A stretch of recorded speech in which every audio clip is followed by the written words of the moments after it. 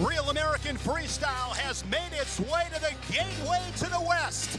11 matchups on the slate tonight, including 2 RAF title matches and the RAF debut of the Wolf, Khamzat Chimaev. From inside Yepez Arena on the campus of St. Louis University, freestyle wrestling takes center stage in the Show Me States. It is time for Real American Freestyle. This is RAF 10 St. Louis. To kick off our night, our public address announcer, Mackenzie Mitchell. Welcome to St. Louis, Missouri for Real American Freestyle 10. Ladies and gentlemen, please stand and remove your caps for the singing of our national anthem by Alexis Wilkins. Oh, say, can you see by the dawn's early valley we hailed at the glee. Stripes and bright stars through the perilous fight, o'er the ramparts we watched were so gallantly streaming, and the rockets' red glare, the bombs bursting in air, gave proof through the night that our flag was still there. Oh, say, does that star-spangled banner yet wave o'er the land of the free?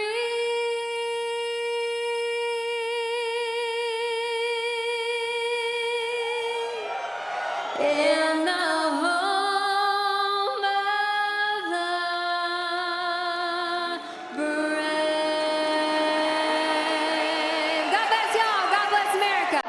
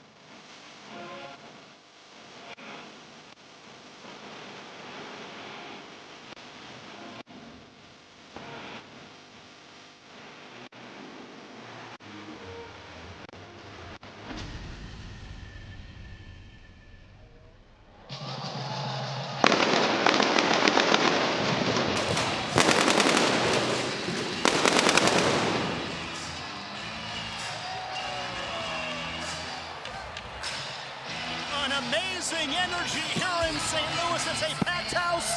The first of 11 matches on the card tonight. Arman Tsarukyan, 4-time gold medalist at the European Championships. Caleb Smith, an All-American for Mark Manning in the Big Red in Lincoln, Nebraska. Tsarukyan and Smith to kick off RAF 10.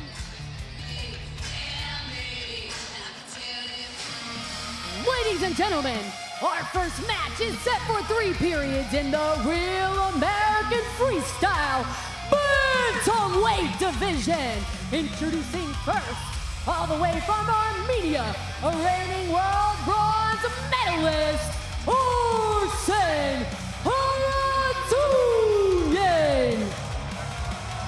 Tsarukyan, 2-time Olympian, 4-time world medalist. He's on the RAF stage, making his RAF debut.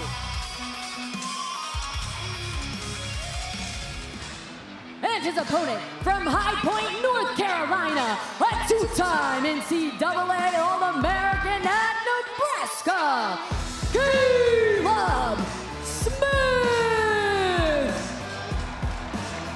Also making his RAF debut is Caleb Smith from High Point, North Carolina, a two-time All-American at Nebraska. He was 7th in 2025 after a 6th place finish in 2024.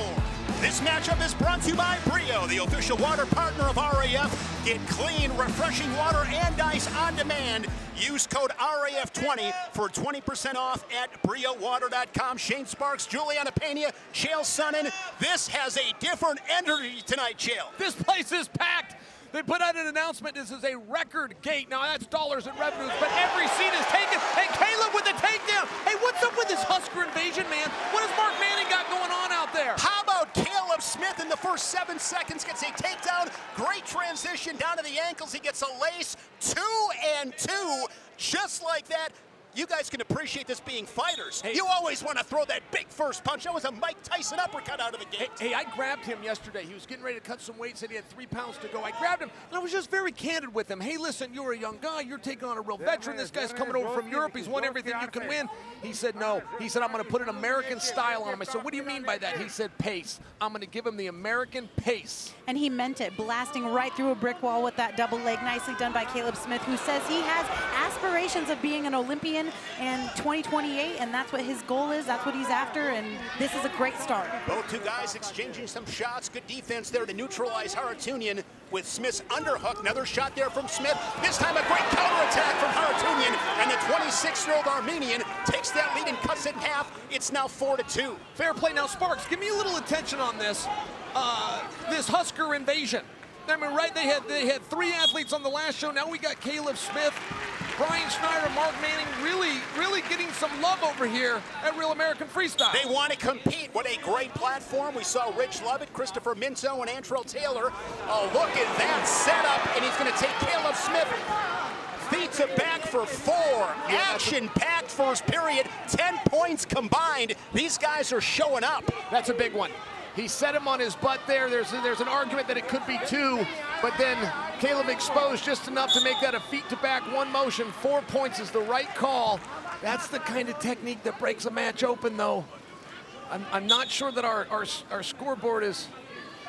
Yes, it is. It is right. Everything is correct. 6-4. Haratunian with the lead. 25 seconds, first period.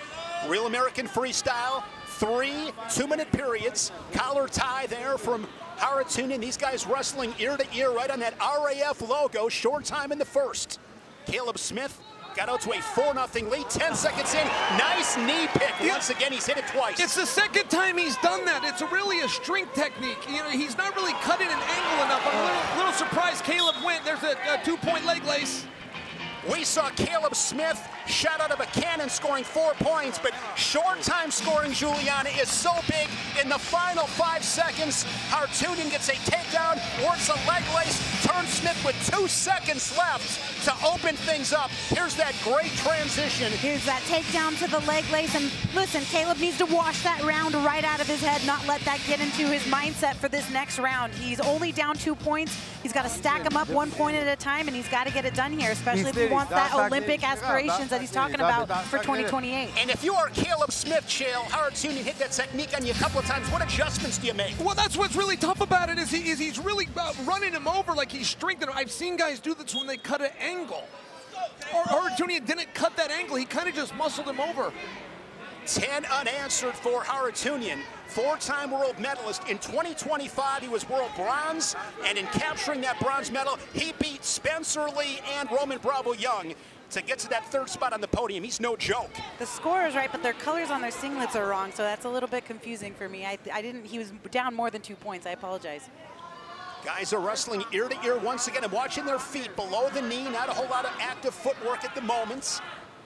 Looking for an angle. Collar ties, pushing, pulling, trying to find that opening. Technical superiority ends the match with a 10-point lead.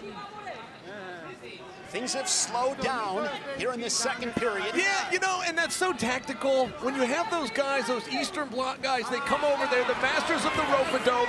They start slowing things down to get you to relax explode into a technique like this. Nice, that's 2 there.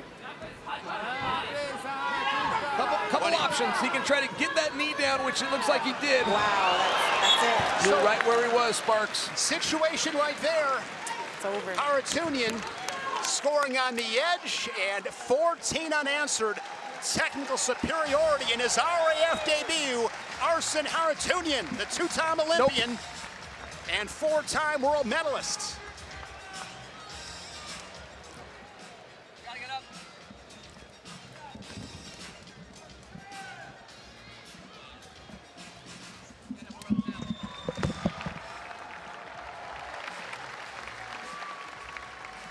The match is over with 49 seconds remaining in round number 2. Your winner by technical fall, Arsen Haratunian.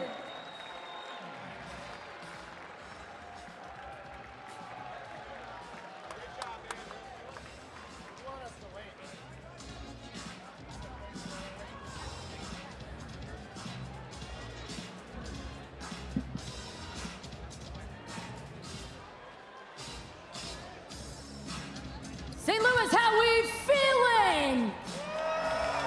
What about that first match? We need you to keep that energy all night long. Can you do it, St. Louis? If you're new to wrestling or just Let want me a hear rules ya. refresher, scan the QR code for a quick RAF Rules 101 breakdown with Olympic wrestler Ben Askren and learn how the scoring works before the action starts. RAF, it's about looking good and feeling good. Wear what the athletes are wearing tonight and score some exclusive RAF 10 merchandise. Scan now to unlock 25% off your order. Act now. This is a limited time offer. What a great way to start the night. It is lit here in St. Louis, RAF 10. I'm Shane Sparks. Who wants we a have t-shirt, 11 St. matchups Louis? tonight, 2 main events, and 2 RAF title matches. Austin DeSanto has been a wrecking ball. He'll wrestle Reineri Ortega for the men's Bantamweight championship. And how about Lucia, Yepez, El Tigre? She'll battle Kendra Ryan. It is now a pleasure to be joined by 2-time former UFC champion Juliana Pena, and of course, it's the bad guy, the Division I All-American, the UFC Hall of Famer Chael Sonnen. What a great atmosphere. It doesn't get any better than this. We have 2 main events. Arman Tsarukyan, 5-0 in RAF. What are you looking forward to in watching that Armenian hammer? Dare I say the face of real American freestyle, but we don't put on an event without inviting Arman Tsarukyan. He took a little shot at his veteran opponent, Tony Ferguson. Arman told the first time I saw you, I was in the 3rd grade, but they're gonna settle things tonight under this banner. And listen, Tony Ferguson is admittedly saying, none of you guys have seen my wrestling skills before. You haven't seen anything. It's been a secret. I am ready to unleash them here tonight at Real American Freestyle. He says, Arman, you are not the face of Real American Freestyle unless you beat Tony Ferguson here tonight.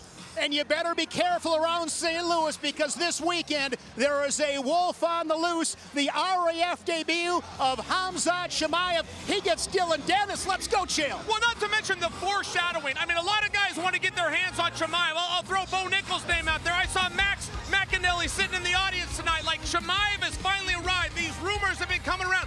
Dagestani wrestler won 2 national championships for the country of Sweden. They say he's as good as the Olympians. We're going to find out tonight. Dillon Danis is not agreeing with any of that. He says, listen, you are completely underestimating me. He was able to take down Colby Covington, a Division I All-American, twice in his last show for Real American Freestyle. He says, tonight, I'm going to prove to you guys all that I'm the real deal, and I'm going to take out your guys' UFC superstar here at Real American Freestyle. This is a great card tonight. We have an awesome lightweight matchup, and with more on that, once again, Abby Hornacek. Yeah, that's right, Shane. You cannot forget about the wonderful matchup coming up between Aaron Pico and Lance Palmer. I talked to Aaron Pico yesterday.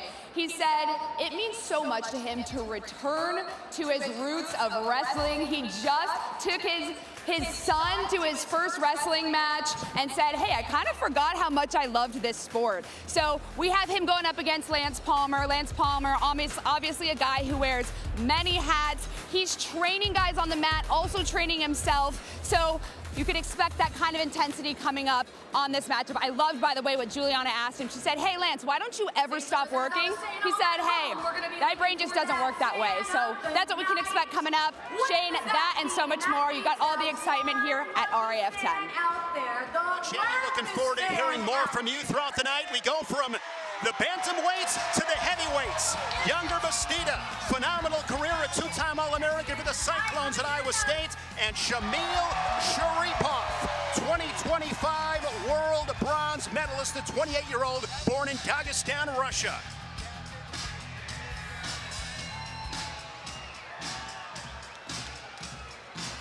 Ladies and gentlemen, our next match is in the Real American Freestyle Heavyweight Division. Introducing first from Trinidad, Cuba, a two-time All-American, Younger Bastida. Younger Bastida, born in Trinidad, Cuba. Beginning of his career was all freestyle, U20 World Silver and a U23 World Bronze before heading to Ames. He is powerful.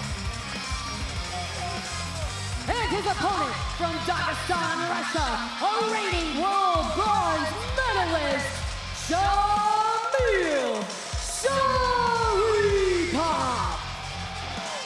And Shamil Sharipov, 1-0 in RAF. He pinned Tony Cassiope at RAF 8 in Philly this past April. One of 8 wins by fall so far in the young history of Real American Freestyle.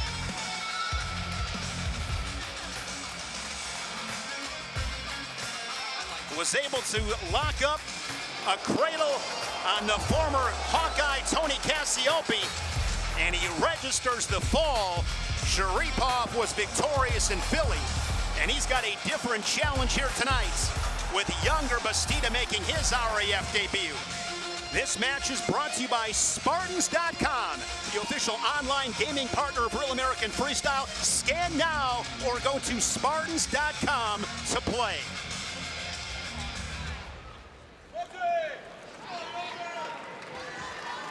As I mentioned, Shale, being from Cuba, it was all freestyle in the early days for Younger Bastida. Goes to Iowa State, really solid career, two-time All-American. I am really looking forward to watching him in freestyle, the original style in which he fell in love with the sport. And dare I say, possibly the biggest upset of the NCAA tournament was when Yonder went down ultimately in the finals. But yes, he's like Brer Rabbit. He's born and raised in the Briar Patch. He wants to do freestyle. Hey, he's got a tough draw tonight. Sharipov is not to be taken lightly. And I remember he did take a fall at the NCAA finals, but when I first saw his first showing against AJ Ferrari, I was like, who is this big brother coming in and snapping the back of AJ? I was shocked. I was like, this is a grown man. He's a big boy, and he can move. I don't know that things have quite settled between Mr. Fast Twitch and Batista. Maybe that's a match for the future we might be seeing out here on the RAF mat. AJ's got a little bit of healing to do, but I guarantee you he wants his lick back. And how big is this Sharipov, by the way? I mean, he looks like the bigger of the two men, and Batista's a monster. No, I agree. Both of these gentlemen are pretty big. Sharipov is deceptively strong, if you'll recall what he did with Cassiope, but he caught him when he was dry, but he put that cradle on, he turned him right over. It's one of these things where not very many men can do that to Cassiope. Sharipov did it. So now we are going to have shot clock. Sharipov on the shot clock. So he's got 30 seconds to score. If he does not, it'll be a tally on the board for Bastida. That's helpful. I like this shot clock. Got to give a shout out to our production team. We would love to hear from you. Join us on social media using hashtag RAF10. Let's get this thing trending on this Saturday evening. Do you remember when Cassiope wrestled against Taz Hudanov? Yes. And, you know, we were surprised. We're like, Cassiope did a great job. We were shocked. He really found a way to rise above himself and do a lot better than we thought he was going to do. So it was shocking to see him get pinned by Sharipov. It was incredible. That's just a testament to how good he is. No, I agree. 1-0 Bastida, as Sharipov unable to score on the shot clock with 30 seconds. Where did that shot clock go, by the way? Did it come up on the screen here? Because I didn't see it. It did. Oh, okay, I wasn't. Underhook there from Bastida. They're on the right side trying to jack up Sharipov in his stance as the first period comes to a close. And maybe for the first time viewers that have not really have all the nuances to freestyle wrestling, the shot clock is when no action is happening. That's how they get the point on the board. If they don't see any action, they award the point to the other guy who is pressing the action. Is that right? That is correct. Really good crowd, great shots. What a scene. There is a great energy here in St. Louis. Here at RAF 10, some great things going on. The fan zone earlier today was sold out. Of course, we have RAF Next Gen. That'll be next month in Milwaukee. Great things happening in Real American Freestyle. Still room on the bus. Jump on board. Hey, you know what? In the back, I saw Dan Gable tonight. First Dan time I Gable ever is met in the him. house. You've met him before? Many times. All right, this was my first time face-to-face. I've spoke to him, but never actually met him. Look at this attack here from Younger. What hips? What hips? Sharipov, like cinder block hips, crashing down on Bastida, keeping him on his shoe tops. This guy wrestles like he's 300 pounds. This Got him by the Sharipov, chin, it's too. unbelievable how big he can get at certain times. Got that head and arm. Oh, he's choking him. He is choking him. Yeah, he's choking him. Going for a turn. Oh, the ref bleeding. helped out. Is he out? He's out. He is out. Bastida is out. He's completely out, guys. Oh, he just woke up. That was a front headlock. That is a very similar situation what we saw this season with Mason Paris and Isaac Trumbull, I believe. That was a tight front headlock. Well, hey, the ref got in there, went to sleep. and the ref did his job, though. He didn't expose. He didn't let him give up points. The ref saw there was a problem. He broke the action. Look at this. This is nasty. This is so nasty. He's You got him talk right about underneath the pressure. chin. There's that Gable grip, speaking of Dan Gable. And notice where he's putting his ear. He's putting his ear right on the armpit. That's what's putting all the pressure on that carotid artery. He was trying to turn him, but he's just too stubborn to not turn, and it ended up putting him out cold. But does not give up any points. Is the match over, guys? I don't know. No. It's not? No. What? Not it over. should be. This is wrestling, Juliana. Look, he went to sleep, guys. He's like, in my sport, when you go out, it's over. Fight's done. I'm not No more. disagreeing with you. I'm just sharing with you. No, this will go on. That's They'll like give a him moment technical here. concussion, man. Like, you just got your life put out. Go home. Come back. Live another day. I want to see these guys scrap. Oh, my I God. wanna see You know these where that guys happened? scrap. He went for the shot. Let's bring in Ben Askren. What do you have, Ben? Yeah, this situation, you guys brought it up, just happened to Isaac Trumbull, Mason Paris a couple weeks ago. The wrestling rules are really ambiguous here. That hold is legal until you choke him. I thought the ref should have been on the opposite side of the action to see the chokehold happening because he got put out. Ben, we were just talking about this the other day. I sent you that. Absolutely. That's crazy. So crazy. Like I said, the Bastida did not give up any points. So he still leads this match here in the second round. 1-0. He's mad. And Bloody he's saying nose that for the former Cyclone. blood time. And that's got to be, your mental state. You just got put out. You know you just got put out. Now you got to go out there and try to go get a win. When you shot for the first time, you got stuffed like a Thanksgiving dinner and put out unconscious. So now you got to mentally be able to work yourself back up so that you can go shoot on this guy again and make something happen and win the match for your RAF debut. Meanwhile, this guy's chilling at home, being like, you're welcome to my house. As you would call that, Shell, that's fried eggs. Yeah, he's fried eggs. Yeah, you shut him right off. Hey, I am really impressed, though. I mean, I'm kind of just the physiology of how he could be unconscious but not roll. He didn't go over. Right, like there was something within him that knew I got to stay It's here. incredible. Did not get scored on. Nope, he didn't tap. He didn't say a word. He went out like a gangster. Yeah. So 1-0 in this second period, and we are ready to resume action. Slap of the hands once again. Here we go. You see Bastida in that white RAF singlet. Little blood on it. Good match so far. Well, the other competitors better keep their eye on this Sharipov. This guy's special. Yes, he is. 3-time Asian Championships medalist. Earlier this month, he was silver. Lost to Zaire of Iran. That was back in May, actually. Younger, punching for that underhook. Zaire's huge. You know, that's one of the guys that Gable called out. Gable Stevenson wants Aliyev, and he called out Zaire. Sharipov, Zagreb Open back in February, captured gold. He beat Wyatt Henriksen. Down to 40 seconds here in this second period. Nice shot. Good underhook there by Bastida. Collar tie right side there by Sharipov. Bastida goes and grabs a wrist. Head down. Pull it, pull it, pull. Pull on his head. Pull on his head. He's so far leaning forward, I almost just want to snap his head down for him. So Bastida was on the shot clock. He did not score as he jacks up that underhook again. 1-1. And look at this from Sharipov. Nice. That is going to be 4 points beat to back, and he leads at 5-1. That was nice. Beautiful technique. Absolutely. What made that work, Chael? Well, the opponent gets the underhook, right? Keith Gavin made this famous really for Americans. He was the first American to start to go. The guy gets the underhook, so it's almost like you're in a defensive position, and then he steps over, steps behind him, and just clears him backwards. It is such a safe technique. If it doesn't work, you don't give up anything. And we saw from Hartunian in the first match of the night, short time scoring. That was a big 4-point move there from Sharipov late in the second period, and he's 5-1 to the third. Younger Bastida, Chael's been able to get to that underhook, but he hasn't been able to score from that, hasn't been able to utilize that advantage position. Yeah, no, you really got to do something with it. This was a great job by Shapiro, though. I mean, that's a 4-pointer. You take a guy feet to back. Remember Keith Gavin, he'd hit that on everybody. Single leg and big cement hips again for Once Sharipov. again, he's had a couple of pretty solid attacks, but it's one thing to get to the legs, it's another thing to get through them. And Sharipov has got some length. He's just going to sprawl and take his back and go for his 2. Oh, nope, the refs are going to stand the back up. I like that he's going for it, though. He's active. He knows he's down. He knows he's got to go, and you have to just go sprint now. Of course, in freestyle wrestling, you want to score quick. Goes back to that underhook once again. He's got Seatbelt to use it. position. Yeah, he switched that to his seatbelt. He's a little nervous there. He ended up just clearing out of it completely. Got to find an angle. Straight on shot once again. It's the single again.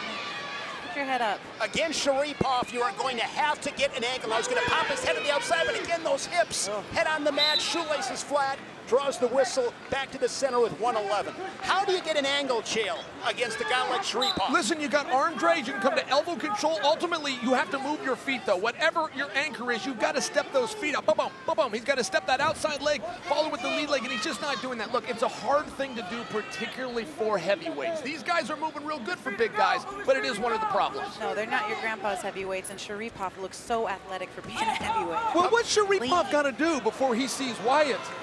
I mean, he really does look like an impressive contender to me. Speaking of Wyatt, Younger actually beat him in folk style, beat Wyatt in folk style. Yes, he did. But when we talked to Younger yesterday, he said, listen, I am ready for everything. I wrestled freestyle back home in Cuba. These guys are used to sleeping in the dirt and wrestling all day long. That's all they know is freestyle wrestling. So going out unconscious doesn't bother him. He still has 27 seconds to make something happen. And there it is. And there's Bastida now. He's within 2. And he would win this match by scoring last point if he can get a turn. Working a high gut. Load his hips up. We're down to 15 seconds. Bastida needs 2. It would get him the win. And strong power tear defense from Sharipov will bring them back to their feet. Nicely done. Playing a little cat and mouse, Bastida. He was able to get that takedown. It was beautiful. Do it again. Takes a shot right there off the whistle. Crowd is into this one. Sharipov goes back to that front headlock. Not enough time. It's not going to happen. Uh-oh, I think he's going to go out again. He wants a tap. Is going to win this one 5-3. Fun battle there at heavyweights. Guys, I've never seen somebody go out and then continue in the match. That's actually pretty impressive by Younger Bastida. It's honor amongst thieves, right? Because Yonder would have choked him out if he was given the opportunity. He's not upset about this. He gets it. No, I know. He shook his hand like a man. That was nice. I would have been like, screw you. Back to Mackenzie Mitchell.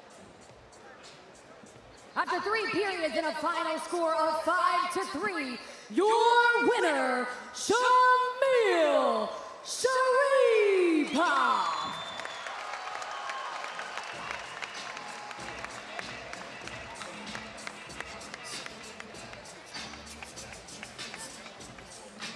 Bastida. Yeah, here's the lock right here.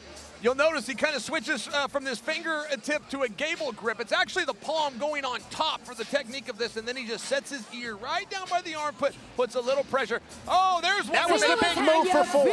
That's the Keith Gavin. That's what I'm calling that technique. You know what what it looked like to me is like the old Dan Hendo, where you just throw a right hand and step behind him and get the takedown. TJ Dillashaw would do something similar to that, right? Right. Coming up next, featherweight matchup with Andrew Alirez and Jaden Ironman. Jaden Ironman, his RAF debut. Alirez, RAF 6 in February, he teched Bryce Meredith 13-2. Jaden Ironman, phenomenal career at Missouri and ultimately at the University of Iowa.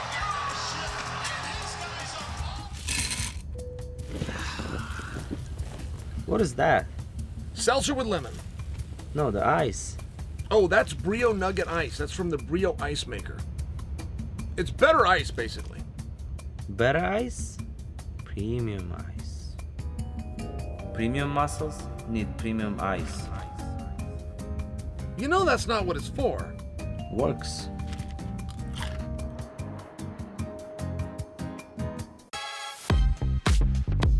What's your favorite part about this fan zone? Who you want to meet? I want to meet Arman and Khamzat. I'm happy to be able to get to meet all the fans and do this. I just got to meet Dan Gable, which is cool. So I got to be a fan as the first time I've been starstruck, I think, in maybe my whole life. Just different styles. I mean, when you see them in UFC, MMA, it's different, but never seen them in freestyle wrestling. So that's going to be interesting to see how they transition from one sport to another. Don't read it yet. Welcome back to RAF 10. What you just saw was the fan zone earlier today. Might have been the best one yet. They completely sold out. The line was out the door before the event even started. And it's because of really cool moments you just saw. There were kids arm wrestling with some of the athletes. There were kids telling me how inspired they are to join RAF. And how about that 8-year-old boy dressed up as a bear? I asked him if he was going to do any moves with Arman and Khamzat. I'm not sure if that happened, but he did get Khamzat to stand up and smile, so I think that's a move in and of itself. Also gotta love Dillon Danis telling me this is a fan zone for him too, because he met Dan Gable. I said, well, what'd you talk to him about? He goes, I don't know, I was so nervous, I've never been starstruck before. So if you're wondering who can make Dillon Danis starstruck, it's Dan Gable, so now you know. But Dillon also talks about the kids. You know, I got Caitlin here, she wrestles and she crushes it in college. It's all about that next generation, and that's something really exciting coming up with RAF. So if you want to compete on RAF's biggest youth stage, scan the QR code now and secure your spot in RAF Next Gen, the official youth wrestling tournament series of RAF. The first one is July 19th in Milwaukee, so you gotta secure your spot right now. Shane, if this existed when you were younger, maybe you'd do it too. Maybe. I will promise you it would have been there. Great stuff, Abby. It is so cool. The fan zone, you get to, as you said, Abby, hang out with your heroes, shake their hands, get their autographs, arm wrestle. It's a blast. Next matchup at 145 pounds, a featherweight matchup with Jaden Ironman, the 4-time All-American at Missouri and Iowa, and Andrew Alirez, your national champion at Northern Colorado in 2023. RAF fans witnessed the power of Andrew Alirez in his debut win over Bryce Meredith, a 13-2 tech fall that included 2 4-point scoring moves. Tonight, he looks to introduce Jaden Ironman to that same destructive force. Andrew, question for you. You've accomplished a lot in wrestling and MMA already. What excites you most about competing in RAF and stepping onto the stage? Just the whole show, the crowd, you know. The last show I was on was sold out, and this one's I'm hearing is pretty much the same. So being able to put on a show for the crowd. If you beat Jaden, do you think people will finally start giving you the same kind of attention? I would hope so. You know, last time I went out and did my thing. This time I'm looking to score a lot of points. It's not going to be an excuse. He's going to look over and be like, damn, that guy was good. Thank you, Andrew. Good luck. Have a good one.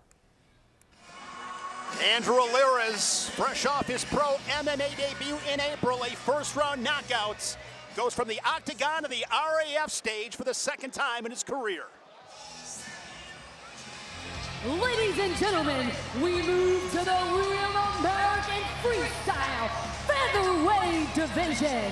Introducing first from Columbia, Missouri, a 4-time All-American at Missouri and Iowa, Jaden Ironman. Jaden Ironman from Columbia, Missouri. He's back in his home state. It's been a couple of years since we've seen Jaden Ironman on a wrestling mat. He was a 4-time state champ at Father Tolton Catholic High School, the second 4-time undefeated state champ in Missouri history. He is back home here in RAF. and his opponent from Greeley, Colorado, an NCAA champion for North Colorado, Andrew Alirez. Andrew Alirez, two-time U.S. Open champ in 2020 and 2023. He was impressive back in February at RAF 6, 13-2 over Bryce Meredith. 13 points, tied for 5th in a real American freestyle match. As I mentioned, a couple of 4-point moves. This matchup is brought to you by Kale's Cookie, created by Olympic gold medalist Kale Sanderson. Each cookie packs 10 grams of protein with 0 refined sugar. Get yours at kalescookie.com. Chael, I am looking forward to this match. Couple of guys that have been spectacular on a wrestling match. Not to mention huge questions like welcome back Jaden Ironman. I got to tell you that the son of Mike Ironman, legendary wrestler from Nebraska, legendary coach. But this is an incredible match. One thing about Jaden Ironman, he's always known for having a feel and having techniques that other guys hadn't seen. You could beat him if you studied him. You could beat him if you had 3 or 4 chances with him. This is the first time Alirez has touched him. That is a massive advantage to Ironman. And he is the hometown hero, and Alirez says nobody wants to get beat in their hometown, but unfortunately that's what I have to do to get it done. Hey, Alirez is a nasty son of a gun. I'll tell you what, this guy can fight too. By the way, this guy's got MMA in his future. He was my outside pick to make the Olympic team. As I mentioned, first round knockout in April. I watched it. Why does he look like the Karate Kid? Did he get a bump before he came out? Yeah, he's one of these straight guys. on shots. Hey, Sparks talked about this guy won the U.S. Open twice. He won the U.S. Open with a technical fall. Nice chest wrap there for Ironman. No points yet. Ironman on his hips. This is where Ironman starts wrestling, guys. Everyone else would be beat right here. This is where the Ironman boys get going. Wow, that's 2 for Alirez. Nice job. He stays patient in that technique, and he scores first. 2-0 for Alirez. I thought he was going to be able to sprawl his legs out and not get that, but looking for a leg lace. His hands are locked. But look at Ironman. no. He captures that leg.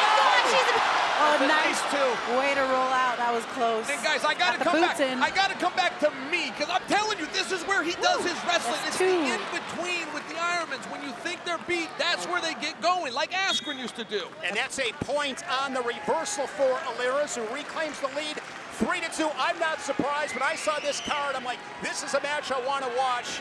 2 guys that let it fly. What are they talking about? They call Ironman the Riddler, and he is a tough riddle to solve. Short time, 15 seconds, fun first period. Something happened with the arm there, guys. I couldn't quite see it. He was pointing to it. Then I got worried. Maybe it was like a bicep, a muscle, but I'm not quite sure what he was pointing to. I think it says he bit him. Fake there by Ironman. Couple of head taps there from Alirez. What do you mean you think he bit him? Why would you think he bit him? Because he pointed to his forearm, and so was Ironman. And did he like point to his mouth? No, but why he was like pointing him? to his arm because maybe when he was trying to do one of those moves. Oh, I hope he did. I hope he bit. Let's see. Would it have been right here? He's not biting his leg, that's for sure. Now this was great. Ironman was actually comfortable here. Alirez, but Alirez came out. Yeah, I thought Ironman is comfortable everywhere. You know what reminds me of a little bit is like Ridge Lovett, who we saw at RAF 9. Can wrestle in all positions, can hit some big stuff, not afraid to throw you. Well, the old man, Coach Ironman. Who's in his corner. That's right, who's in his corner. But when he started his club, he gave all of the members a key, and they could come 24 hours a day, but he didn't give them always instruction. He wanted them coming in, even as kids, 8, 9, 10, 11 years old, and just feeling things out. Wow, what a shot. Alirez no is points so yet. quick. No points yet. Oh, look at how he's punching those hands out to try to get that exposure. Oh, Alirez is mean. And now they give the 2 points on the takedown for Alirez. You got to drop a supporting point down to the mat. If you stay in that quad pod, it is no points. In folk style wrestling, it's points, but in freestyle, it's not. It wasn't the exposure, but he got the 2 for the go behind. I apologize. Jules, I'll give you a fun fact. Please. When Alirez won his NCAA title, he defeated Real Woods. Beat Real Woods, had a nice throw in that match. Yes. Speaking of Real Woods, getting ready for that final X against Bo Bassett. Yeah, we got Hidley versus Mike. Does that go down tomorrow, Sparks? Hidley won both matches today. Oh, what happened today? So Trent Hidley, the reigning world champion. So now he can still have him at his wedding? Yes. Yeah, that's still hard. That's so hard for those guys. 50 seconds to go in the second period. Alirez 5-2 lead. Gets a front headlock on Ironman. He's saying the hold is... How would you like to have to compete with one of your best friends? Your dreams and his dreams on the line. They had to do it twice in one day. I mean, that's a tough spot. Teammates. Tough spot for sure. That's why I don't have any friends, Sparks. That never happened to old Chael. I'll put a knife right in your back. Think back to the Olympic trials. Zane Rutherford, Nick Lee. That was a situation. David Taylor and Bo Nickel competed. Change it up, change it up, change it up. Control that center. Speaking of David Taylor, just got a text from Dave Taylor. David's dad watching tonight. Glad to have everybody with us here on Fox Nation. Final 10 seconds.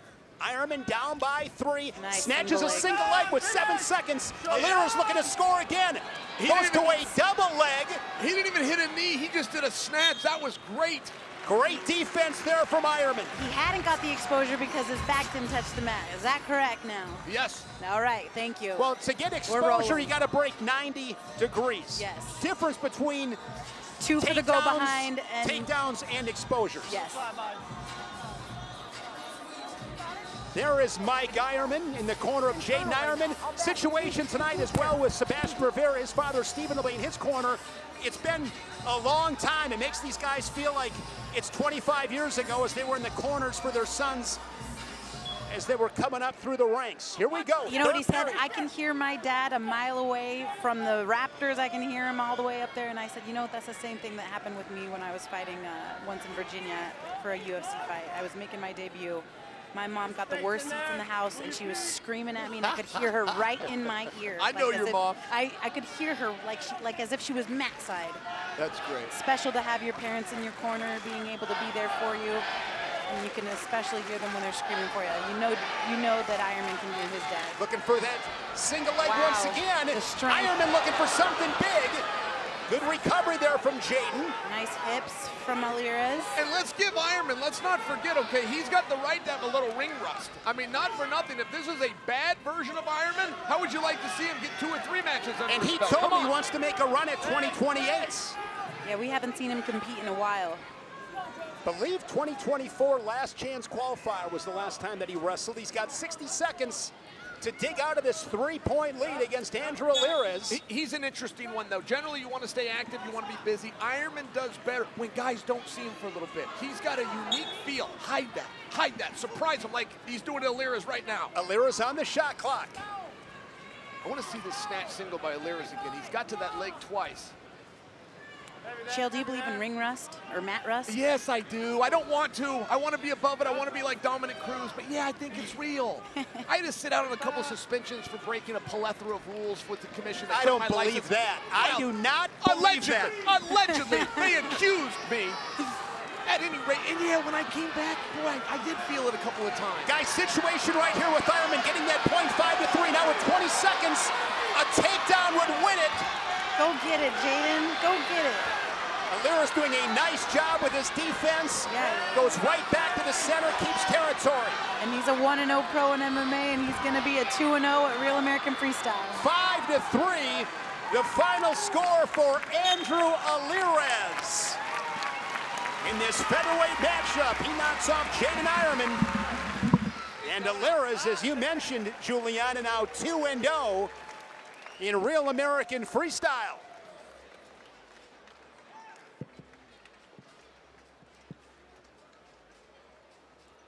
Let's send it up to Mackenzie Mitchell. After 3 periods and a final score of 5 to 3, your winner, Andrew Alirez.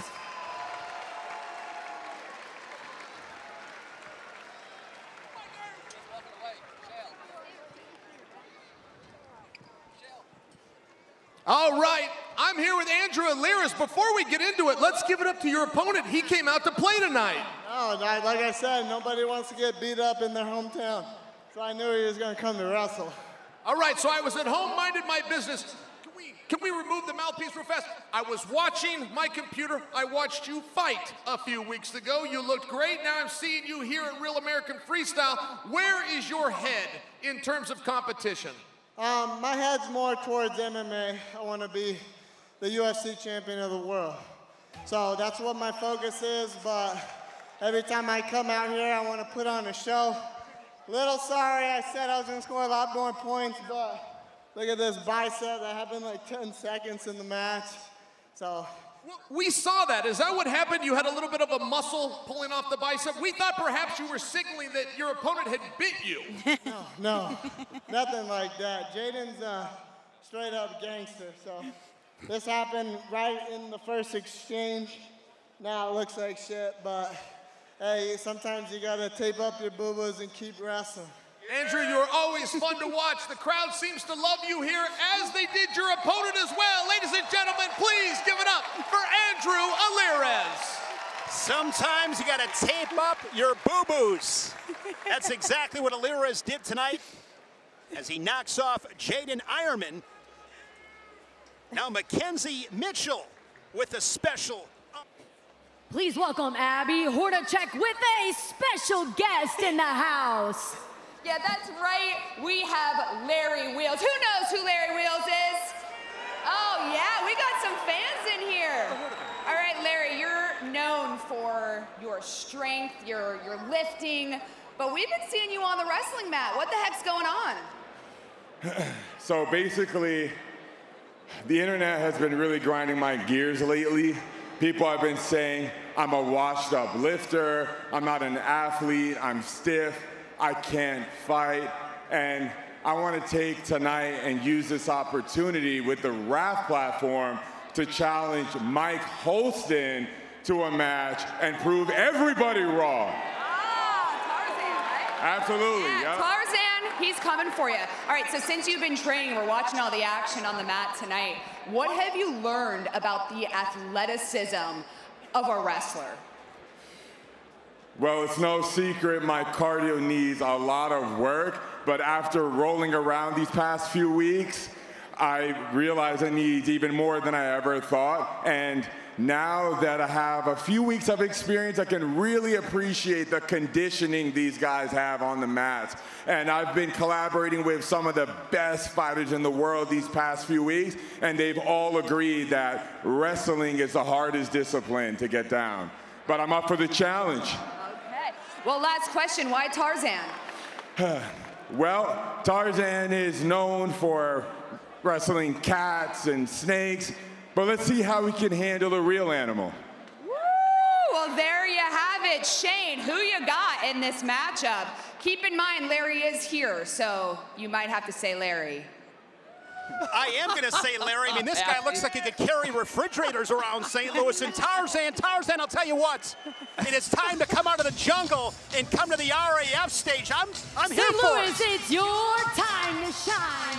We want to see your house. Coming up next, a middleweight matchup with Keegan O'Toole, a three-time Big 12 champion and a two-time national champion for University of Missouri, and Bekzad Abdurakhmanov, 36 years old, a two-time Olympian representing Uzbekistan.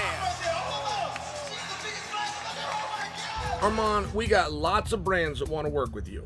Like who? Beef Bus, protein fueled by beef. No. Meathead Burger, 2-pound patty. Well, it's horse meat. Ew. Python Storm, this is toxic energy. Fine. What do you want to do? Water. Water. What do you mean water? Brio, bro. Brio, bro. I cannot wait for RAF 11. It is set for July 18th in Milwaukee. In one of the most anticipated matchups of the summer, Arman Tsarukyan faces Colby Covington in the main event. And how about this? Olympian Ben Askren makes his celebrated return on his birthday to the mat against Bilal Muhammad. Get your tickets now. I'm telling you, get them now or watch live on Fox Nation. Trust me, Wisconsin will show up and represent. Speaking of Wisconsin, Wisconsin native Keegan O'Toole was a 4-time Wisconsin state champion before heading to Missouri. And Bekzad Abdurakhmanov had a win over Jordan Burroughs at the Olympic Games in 2016. Abby had a chance to catch up with Keegan O'Toole.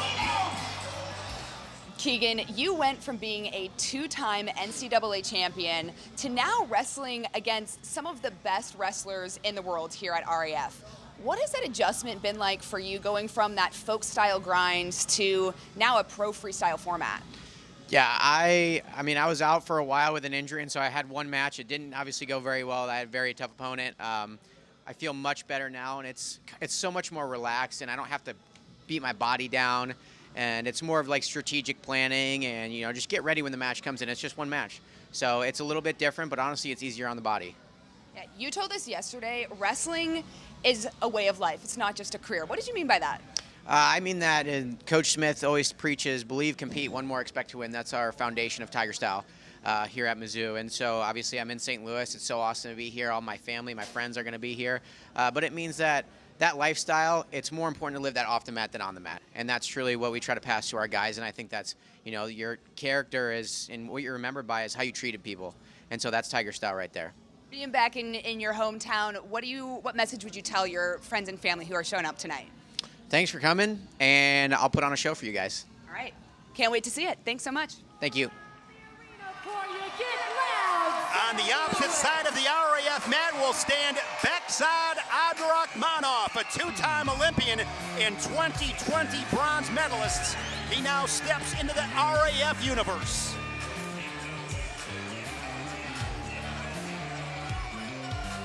Obviously, wrestling is my passion, but I think MMA is much easier because, like, if you know what you're doing, you go out and you finish the match within 10 seconds, 30 seconds, 1 minute, and so. But in wrestling, you have to do like a five matches, and it's a long day. Keegan is a young guy, good wrestler. I respect him a lot. Won a couple times in NCAAs. It's not easy to do it. He's young. I'm at the end of my career, so it's like it will be cool to compete against a young guy and upcoming. I am staying here. I'm not going anywhere. This is my show now. I'm taking over. Ladies and gentlemen, our next match is scheduled for 3 periods in the Real American Freestyle Middleweight division. Introducing first, all the way from Uzbekistan, a 2-time world bronze medalist and Olympic bronze medalist, Bekzad Abdurakhmanov.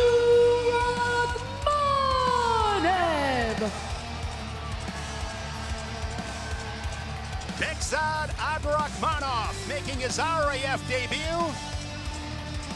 2-time Asian Championships gold medalist, 2-time world bronze medalist. A tough, tall task tonight against Keegan O'Toole. And his opponent from Columbia, Missouri, a 5-time NCAA All-American and 2-time national champion for Missouri, Keegan O'Toole.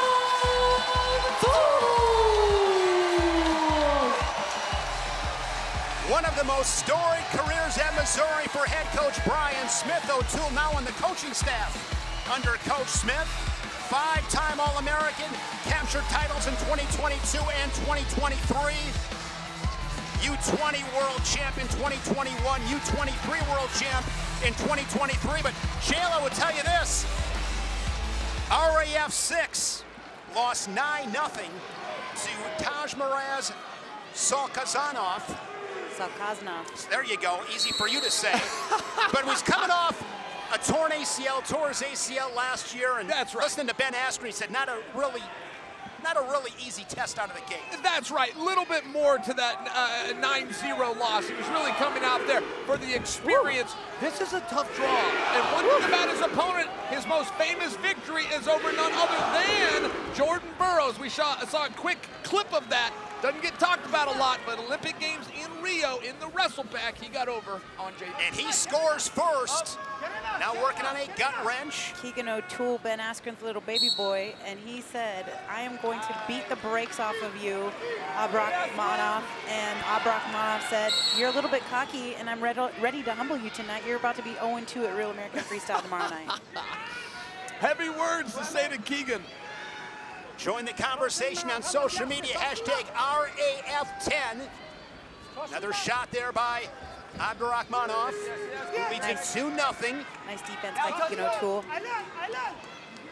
And I say baby boy because he has a baby face, not because he's actually a baby boy. He's a grown man. But finger broke. I'm not even gonna say what I think happens. Right. You think Look at that, right? And no, he's not bitten, guys but see that? but it could have been broken. It's broken for sure. Look at that finger. Oh, that is nasty. That's here's another look. He says, "I'll give you baby boy." Oh, I wish we had a camera on. Oh! Keegan just saw it and almost threw up. I see Keegan. We have no camera. Keegan saw that on the big screen, like almost threw up. That was Let me ask nasty. you guys this. What's the nastiest injury you guys have suffered in competition? Julian, I'll start with you. Are you kidding me? Have you seen my rematch with Amanda Nunes? I got split open across the forehead. Can you see this scar yes, right you here, did. Shane? You and wear I it had well. blood pooling out of my eyeballs. I was literally like scraping pools of blood out of my sockets. I had a How about you? shot. I had a shot from a guy named Jeremy Horn, and it had 18 stitches right in my forehead. Wow, you can't even see it. Hey, I need to address something. I got a tweet here for some Let guy. him have it, Juliana. I got Let a him have tweet. it. Somebody's saying, doesn't Juliana know the rules for Real American Freestyle? As a matter of fact, I do, but I am new to the whole sport, I will admit. But one thing that I have to say is, there's people that have never seen Real American Freestyle before. There's people that do not know the rules of freestyle wrestling, and we are trying to grow this thing on a global and international stage. Sometimes I have to talk about what the rules are so that we can pinpoint exactly what's going on for the viewers that have never seen the show before. You talk about tough. Andrew Alirez mentioned sometimes you gotta just wrap up the boo-boos. Oh my. That is exactly what No. Rachmaninoff has done. First we see Bastida go out, and I think the match should be over. Now we see Abdurakhmanov taping his fingers together and getting back out there against a beast Keegan O'Toole. This is insane. That These guys truly are so is tough. insane. They're so tough. I'd rather have a broken arm than a finger. Fingers Exactly. hurt so bad. Nose, ribs hurt so bad. This makes me cringe. This guy's just not, thinking he about didn't even have that face. You put that face on. He didn't even have the poor me face on. All right. That was great camera work. What a great shot of that finger. Commit to that That shot. was some kind of nasty. Inside of 30 seconds here in this first period, it has been physical here in St. Louis. Oh, nice shot. from O'Toole, pokes his head to the outside. He's Nice got little 20 high seconds to C get from that Keegan point. O'Toole, but nice shot by Abdurakhmanov. And that is going to be 4 confirmed. Feet to back, phenomenal defense on that lift, and just like that, 6-0. Hard to come back from. That is a very big score right there. This is what it's called when you are facing adversity and you find a way to win. It's called just being a tough son of a gun. Yes, that's interesting. That did not have to be 4. That actually is a judgment call. We don't have a block challenge to be able to dispute that. And by the way, I don't disagree with it. I'm just sharing for you. In that type of exposure, the ref could give that 2. They gave 4. That's the equivalent to 2 takedowns, to 4 push-ups. I mean, that's a big deal. That is a great crotch lift. Phenomenal defense there from Abdurakhmanov, and he leads at 6-0. And that came again, guys. That sounds like a broken record, but I'm going to keep saying it. Short time scoring, final 15 seconds. When you can put points on the board, those are critical points. Here we are, early second period. O'Toole with work to do in a 6-0 hole. Sparks, you want to know who I want to see? Oh, nice. Beautiful dunk! Oh, my goodness. Couldn't get around behind. Bekzad just knows where he's at. I mean, he really, his heart rate's not even really up. He's out there wrestling with 9 fingers, but he's nice and calm. I mean, this is a veteran. He is a veteran. We don't need to list his accolades again, do we, Shane? Because this guy is like a 2-time Olympian, 2016 Rio Olympian, 2020 Olympic bronze medalist. I mean, he ain't no noob, that's for sure. This guy has been on the mat all If you get the jump on Jordan Burroughs, no matter the circumstance, if you did it, you were in very rare company. And speaking of rare company, he will be joining us, I think, for the Cleveland Real American Freestyle 1-year anniversary show, no? Jordan Burroughs signed by RAF this past week. Midway through this second period, still remains 6-0. That was the score after the first 2 minutes. Sparks, we have no rumors on Jordan's first opponent, right? There's not even a rumor going around. I would think that Michael Chandler would be considered just because Chandler is the one that invited him. Yeah. I think that should be considered. I agree. Let's go Keegan Chance. here inside Yepez Arena in St. Louis. Keegan's got to go to work. He's down 6-0. He broke his finger. What more can you do? You got to just go after it. Yeah, Keegan's confused here. Keegan's a little lost, and you'll see that. You'll see it with the bent over stance, the head down, the arms, the reaching. Nice. When you have a bit of this form, this European. With a waterfall out there by Keegan O'Toole. And now O'Toole is on the board. He's in good position right here. Shouldn't have scored that yet. That should be nothing yet, in my opinion. I don't think we're there. Woo! 6-2, late second period. Abdurakhmanov holding onto that left leg, and that is the position that we will end the second period. Well, he's holding the leg that kept young Keegan out for 11 months. Yeah, I know. That's like speaking of someone who tore 4 out of 5 on the right and 2 out of 5 on the left, just holding on and stretching out that knee just again. It's like, oh, this is so brutal. See the corner there? Here's that attack there from O'Toole. He was down 6-0, and he's able to get on the board 6-2. I'm disputing that takedown. Few things I like to do more than argue, Sparks. Argue with the referee. These guys are doing a great job. But I do think that was a little bit controversial. Down Bradley in the corner for O'Toole, along with Kendrick Maple. By the way, can we just pay attention to the crowd around here? It's electric, and everybody is rooting for Keegan O'Toole. This place is going crazy for him. He coaches at Columbia, Again, drops with a in. low single. Switches Switching to a double. Trying to get it. He's going to drive through. That could be 4. And that is 4 confirmed. 6-6, and he's looking for more. Rosen for 2 more, and he's 8-6. O'Toole with a strong third period showing. That referee wanted a fall. He did not get confirmation. He wanted a fall, and just like that, O'Toole has got the lead. He might not be done yet. Going to switch off to the other side. Nice ball. Now he gets extended underneath, laying on his belly, clinging to the left. Is he going to get the reversal for 2? Same position. Same position that he got turned in earlier. Exactly, Jill. Good point. Abdurakhmanov is looking for that crotch lift. What a scramble fest, you guys. 8-6. Good action, and the crowd showed its appreciation. This is set up to be a spectacular finish. 8-6, 56 seconds left. O'Toole once trailed at 6-0, straight on shot. O'Toole was thinking go behind. Abdurakhmanov still definitely in this match. O'Toole keeping his hands on the head. Down to 45 seconds. Deep shot there from backside. Going to put his head underneath the knee.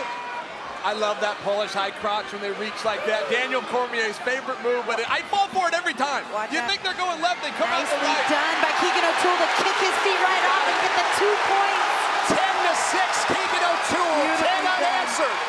For the 5-time All-American and 2-time national champ for Missouri. That was so savvy for Keegan O'Toole to kick his feet out of there in order to get this reversal. That was a collegiate. He's out collegiating him tonight. He's not getting the turns. He's not getting the gut wrenches. But boy, you take a guy down more times than you get taken down. Good things happen. And now the USA chance. Down to 10 seconds. What a comeback from Keegan O'Toole. Now 1-1 in RAF. O'Toole, 10-6. Wow. He's your winner.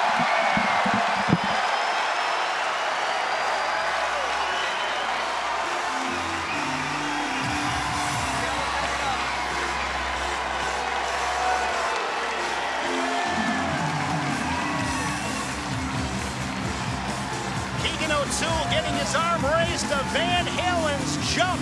Let's go back up to McKenzie. After 3 periods and a final score of 10-6, your winner, Keegan O'Toole.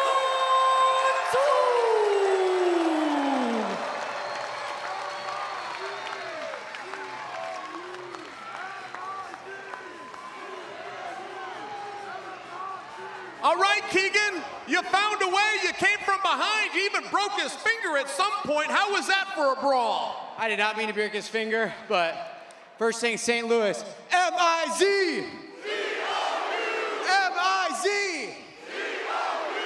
Atta baby. Hey, it worked. I've seen guys in your spot do that and not get the crowd. They really love you here. Keegan, what should we expect to see from you next? Well, We got a couple guys on world teams this summer, like Aiden Sinclair is an absolute animal. So, yeah, let's give it up for him. Hopefully see him take home a couple world championships, but I'm just gonna keep wrestling and working and trying to make those guys better. Later tonight, we're going to see the return of Aaron Pico. He's going to take on Lance Palmer. As a young fan like you grew up, what do you think of that contest? Man, I watched Aaron Pico in the Olympic trials finals, and all the way before then, I was a young kid. The dude is a freaking beast. I kind of wish he would have stuck with wrestling, but I'm so pumped that we get to see him back on the mat tonight. Keegan, I'm glad that your knee is better. It was a real honor to see you here tonight. Ladies and gentlemen, your winner, Keegan O'Toole. Keegan O'Toole showing some guts tonight as he shakes the hand of the bad guy, Chael Sonnen. Big smile there from Keegan O'Toole. He was impressive with a comeback win tonight, 10-6. Ladies and gentlemen, let's give it up one more time for Fight. Still to come, Aaron Pico and Lance Palmer. Aaron Pico, there he is, the 29-year-old. He'll be 30 in September. 2016 Olympic trials, he beat Jason Ness, Jordan Oliver, and Reese Humphrey. Ultimately fell to Frank Molinaro, who went to Rio and took 5th at the Olympic Games. He's 14-5 in MMA. Aaron Pico is a bad, bad man. From one bad man to another. Lance Palmer, all kinds of success in the octagon at Ohio State, a 4-time All-American, a Big Ten champ, and a national finalist. This is a lightweight mashup you do not want to miss. The RAF debut of Aaron Pico, the former #1 ranked high school wrestler in the country, taking on the savvy veteran Lance Palmer. Palmer coming off his first RAF win. UFC legend, Triple C, Henry Cejudo provides his hot take.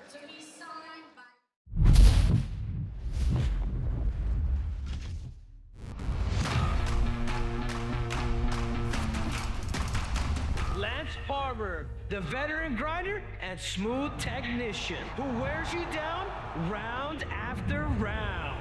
Facing him is the explosive finisher, Aaron Pico, Olympic-level athlete with one-shot power, with real freestyle explosiveness. For Lance to win, he's got to slow it down and control the pace in action. But Aaron Pico becomes dangerous when the pace explodes. That's when Pico turns into a problem. Experience versus explosion. Let's find out who walks out on top. Great stuff from Triple C, Henry Cejudo. Big stuff coming with Real American Freestyle, with more on RAF Georgia and RAF 11 in Milwaukee. It's the table of 3, Eric Bischoff, along with Chad and Izzy. Man, outstanding action here tonight in St. Louis. I can't wait for the rest of the night, but we got to pump the brakes and talk about Milwaukee coming up. Yeah, a little over a month from now. Big, big main event. Well, Eric, let's just talk about St. Louis for 1 second. This is our biggest gate yet. Yep. But we're already trending to be a bigger gate in Milwaukee, which is insane. This is the first time we've ever had 3 events live selling tickets for, which is, I'll stop there. But Kobe and Arman, blockbuster match. No one thought that was going to happen. We positioned it to happen. We were waiting for it to happen, and now it's here. We have made this match happen. Everyone is expecting Kobe to win, but Arman's going to come out there pretty strong. And it's going to be a great match. It's going to be a great matchup. People are definitely buzzing. And we've got great matchups. We've got legends. We've got Olympians. We've got it all. But one of the things we have is great story. And I don't think there's a better story in sports right now than the story of Ben Askren. Yeah, I mean, we're excited. You know, we brought him on our team just to truly be an ambassador for the sport, share his knowledge, help us grow this. And before you know it, you know, he went through the double lung transplant, and now he's back on the mats. Ben Askren is putting the shoes back on. He's ready to test it all. Ben Askren has learned that there's a lot more to becoming a champion in life. It's being an inspiration, and he's grabbing it. Take a look. Ben, 1 year ago, I get a text message. It says, "Did you hear about Askren?" I grabbed the phone, I called the person back. They said, "We're going to lose Ben Askren. Ben Askren is not coming out of the hospital." That was a year ago. Now you are going to compete with a world champion. Yeah. How did we get here? You know what, Chill? There's a bunch of days where I wake up and I think, how did I get here? Because I got some fake lungs, and it's the wildest thing, right? I walked into the hospital thinking I was not sick, and then I woke up and I have 2 new lungs. So I only died 4 times, right? Where the ticker stopped for about 20 seconds. That's not ideal. At your lowest, according to a report that I saw on the internet, you were in the 40s, 140 something 138. pounds. 138 That's the lightest, pounds. yeah. You're now almost 200 pounds, but Ben, this has only been a year. How has preparation been going? How do you feel in practice? What does a normal day of training look like for you? Yeah, well, I'm not where I was, but the interesting thing about this one is I'm getting so much better so quickly. It's like every single week I'm setting a new record on the bike, just because my body's still improving at that rate. So a lot of the training has been the bike. I've been trying to torture myself on the Aerodyne, as you know that device is. And then I've been coaching a lot of wrestling, and I get in mixed up with the guys sometimes, and but just a lot of trying to get in shape, and that's the biggest focus. All right, a perfect scenario in my mind would be Ben Askren on top. I think when we get to parterre with you on top, you can probably score some points, but you got to get him there first. How are you going to feel on your feet? Yeah, I think I have some really good offense. Through the years of coaching, when you coach, you learn more, right? So as I've been teaching these guys, I have to learn all these moves myself, and I've gotten pretty creative with all the different ways I can score. But yes, if I get on top, that is my strong point in freestyle wrestling. I was a great gut wrench. Listen, some of these young bucks, they've been testing me, and I got to show them I still got a great gut wrench. So that would be an ideal scenario, you're right. All right, you and Blahal, the return match, your last match. As I understand it, this will officially be your last match. Yes. But we're coming to Wisconsin. Yes. So you are going to have home court pressure. It's not really an advantage, it's a lot of pressure. Yeah. How do you feel about the location? I love it. It's my hometown on my birthday. So that was actually one of the, I don't know, something when they said that, I'm like, I gotta be out there. And it's not pressure to me. I'm just happy to be alive every day. So I see this as a great opportunity. I'm going to go out there and I'm going to try my hardest, and we're going to have a bunch of AWA guys in the stands. And then when they say, "Oh, I got this little boo-boo," I'm going to say, "Hey, I wrestled a double lung transplant. You get a little tougher, son." Yes. Well, Ben, they say that nobody can do it, but I could go through your career, and there's been a number of things they said nobody could do, but you found a way. I wish you the best of luck. Thank you, Joe.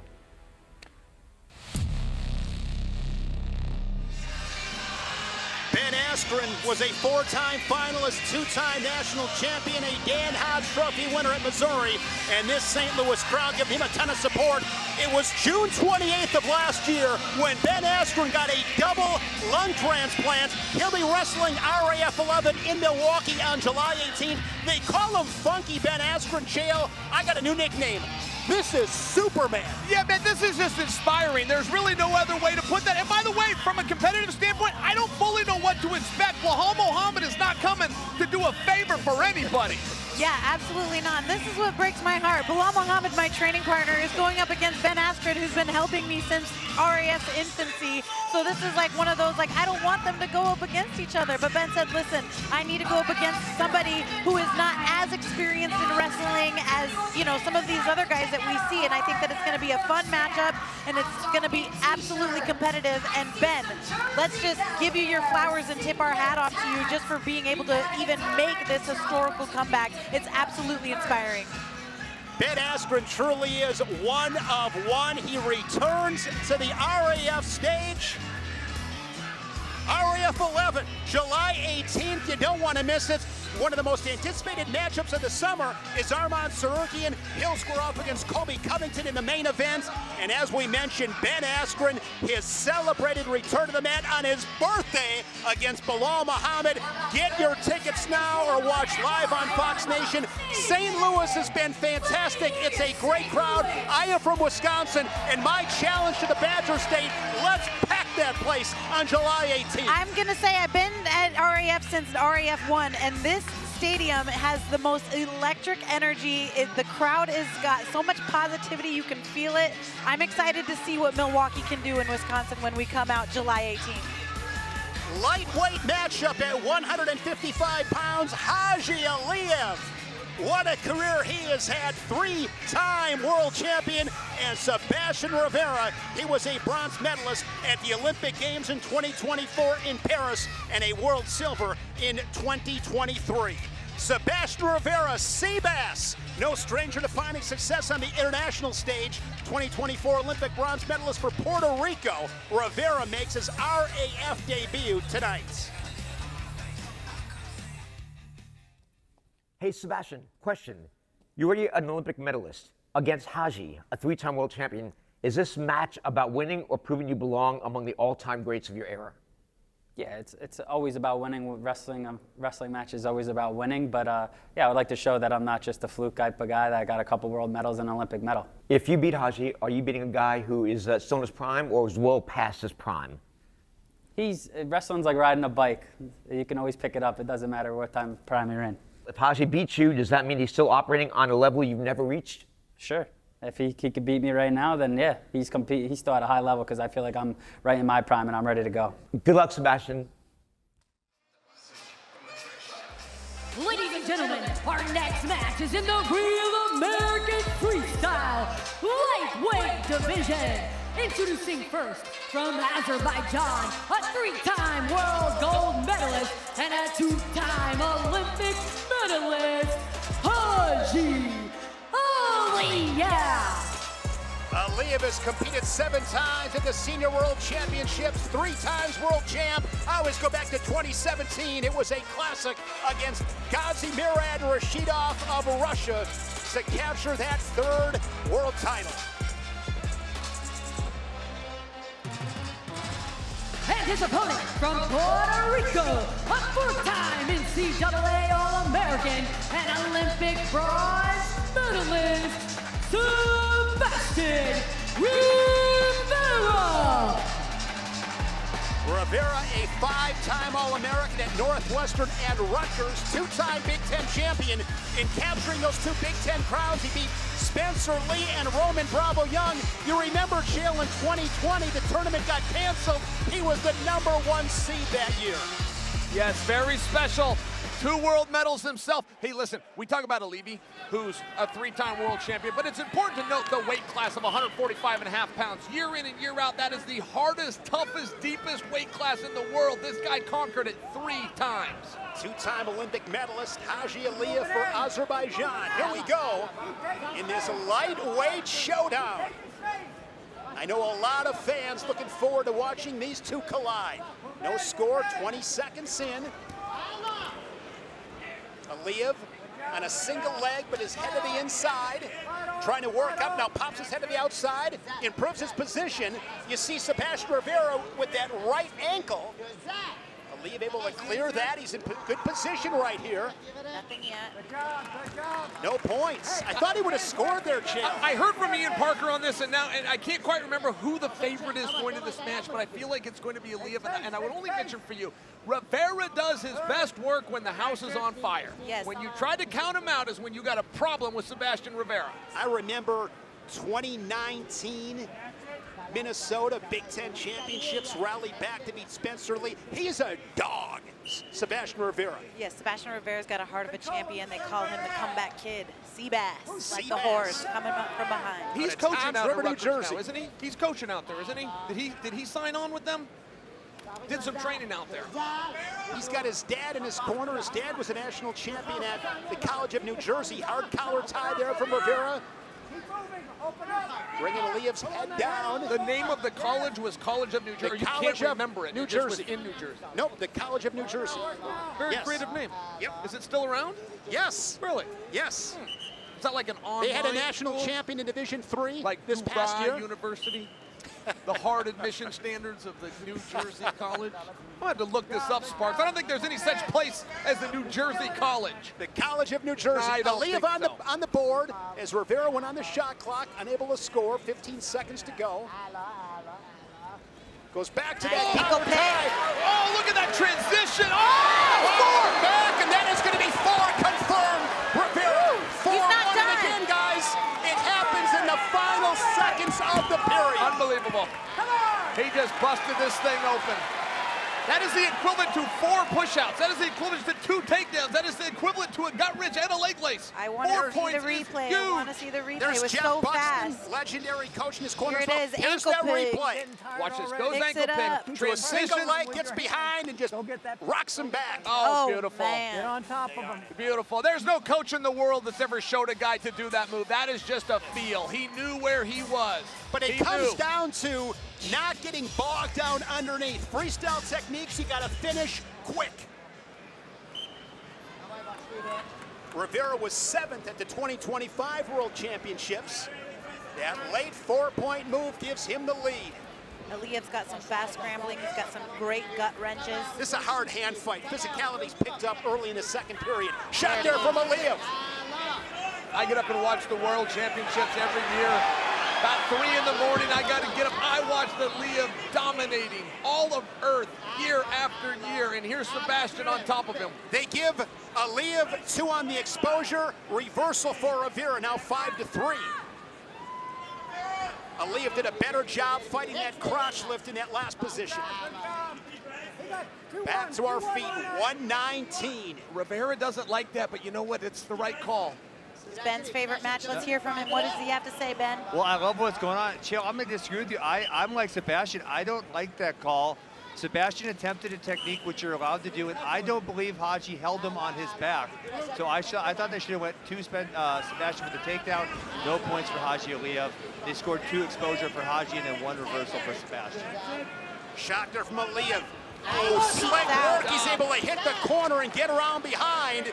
And Aliyev now 5-5, scoring last point, leads it on criteria in this second period. Haji Aliyev, I remember watching him in those championship runs. He's as slick as they get. One of my favorite wrestlers ever. Haji Aliyev, Azerbaijan. You know, Sparks, you're going to like this. I'm getting a text message here from the Bull, Alex Marinelli, and he wants Keegan O'Toole. In fact, he specifically wants him in Cleveland. What do you think about that for your I'd bingo love to card? see it.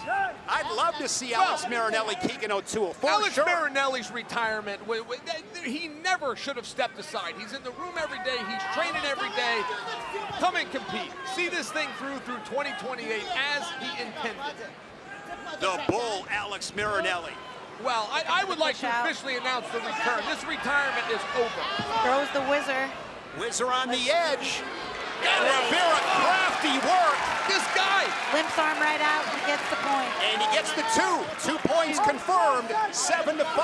As Aliyev takes his time, crowd's gonna let him hear about it as he makes his way back center of the mat. We're down to 10 seconds. These great collegiate wrestlers do come into international wrestling, freestyle wrestling, with a cardio advantage. There is nothing harder than going 7 minutes trying to hold a man down against his will, or trying to get up from a guy that's holding you down against your will. Freestyle to them, the Americans always have the advantage when they come through that NCAA system. RAF 10 in St. Louis. Gets that low single Aliyev. Little chest wrap for Sebastian. Doesn't happen, but he gets the reversal point there. Takes the back of Aliyev. Nice heavy hips from Sebastian Rivera. Peek out for Aliyev. Takes the back, that's 2.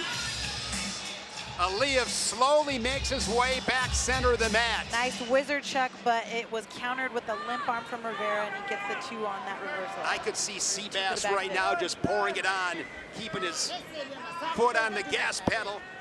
Well, how much is he enjoying life? I mean, think about this. He used to have to cut to 125 pounds, torture himself every week. Now he's got almost 30 pounds. This weigh-in was at 154 and change. I mean, I'm just saying, this is a guy that can now really focus on getting points, getting endurance, getting that extra lift in, not put everything into the scale. It's very fun to watch Rivera almost with this new berth at the new weight class. Been good with that collar tie, underhook, now dropping in a single leg as Aliyev.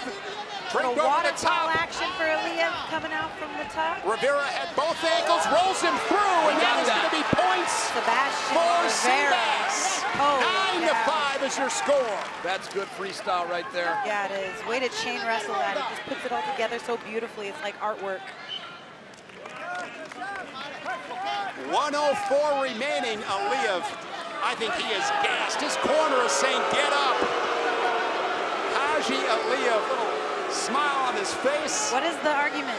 He's just tired. Yes, there is He no is mechanism. bleeding in shark-infested waters right now. Yes, there is no mechanism to go back and to question the referee. So when we do see that, yes, it is just a guy that is fatigued. And it's a strategy, and I don't blame him for it, but so the audience knows that's what's happening. Golly, come on, so he went for it. He tried to get 4 again. He got greedy there. He didn't get any Going points. after it. He's like a dog on a bone here. He's not giving up. He knows he's got to go for broke here. And Rivera skips away to keep it 9-5. Rivera looks at the time to see how much time he has left, how much longer he's got to hold him off for. If Aliyev was tired before that exchange, that was a lot of energy right there. Yeah, it was. Look at his We have gas. hands on the knees. Yep. Look at the body language. Hey, Rivera's done some amazing things in wrestling, guys. Dare I say, this is as good as I've ever seen him look. Sebastian Rivera? Yes. Absolutely. Right now, right here, this 6 minutes is as good as I have ever seen this young man wrestle. And Wade make a splash for his debut. Sebastian Rivera, 9-5 over Haji Aliyev in this RAF lightweight showdown. Seabass victorious in the Lou.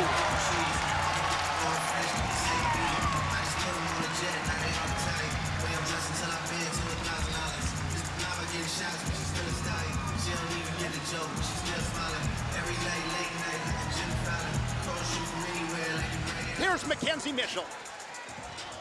After 3 periods and a final score of 9-5, your winner, Sebastian Rivera.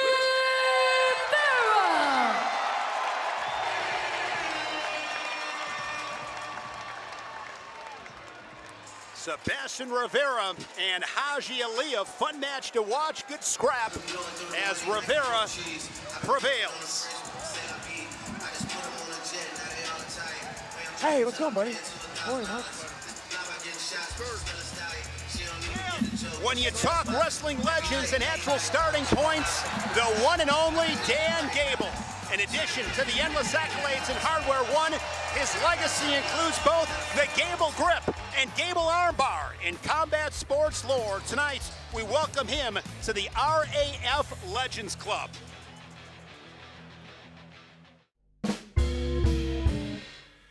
Right here? Yep. Oh, okay. Yeah, you don't need to build me up. I'm already feeling pretty good right now. So who am I? Come on, tell me. I don't even know who I am. Who cares? Who gives a who you are?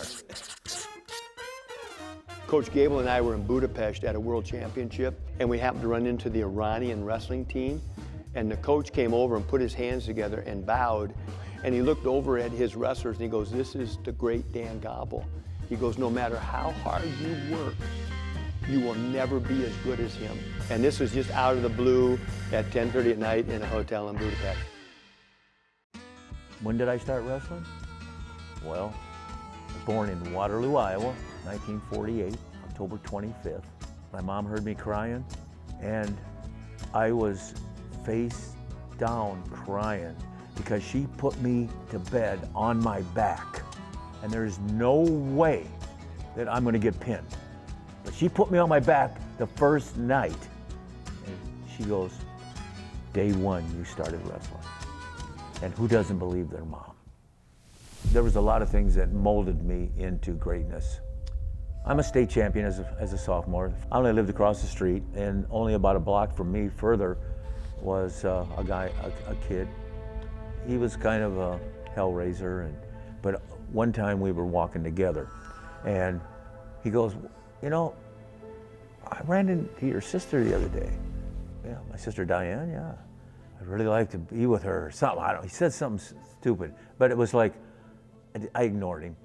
And, you know, sometimes that haunts me, you know, today even, you know, that I didn't communicate to my parents or to my sister that this kid said a remark that wasn't the best remark, and I just let it go.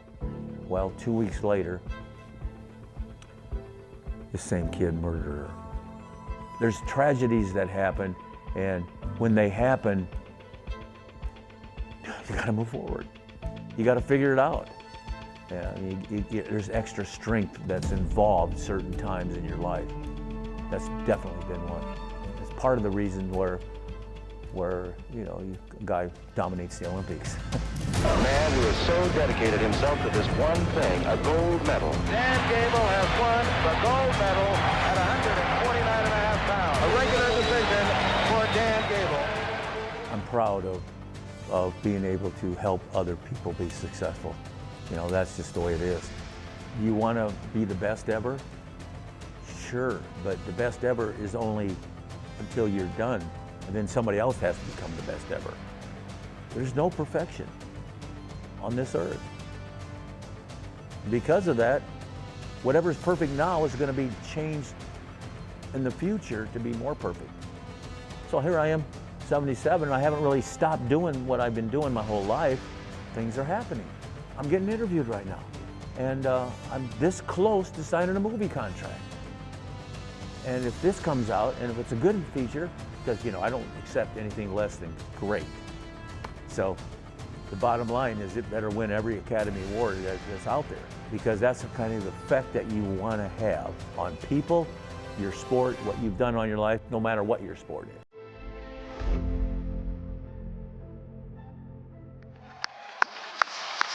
Please welcome a 1972 Olympic gold medalist, Dan Gable.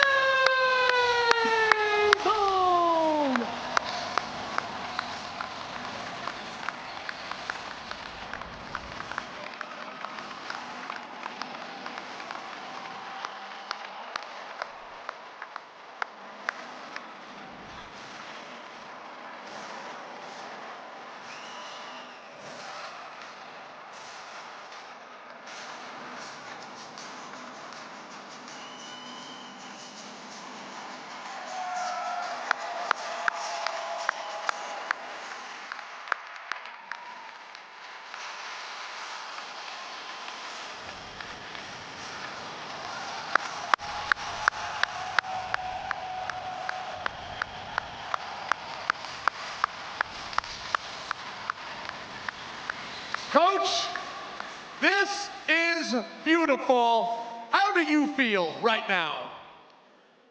Well, I'll tell you, you said it all when you said I'm beautiful, because nobody's ever called me beautiful before, but I'll take it because it's a pretty good word. Izzy, Chad, Eric, the leadership of Real American Freestyle on day one had a number of things that they said we had to get done before we've arrived, and bringing Dan Gable to a live event was on that list. Thank you for being here, and if there's anything you would like to say to the crowd, now's your time. Yeah, I would like to say one thing or two, but you know what? The reason why it took me to number 10 is because I'm following all my grandkids in sports as well, and they come first, but with me, wrestling's always been first. Coach, I myself have waited for this moment to share a stage with you. Thank you very much and congratulations. Ladies and gentlemen, the legend, Dan Gable.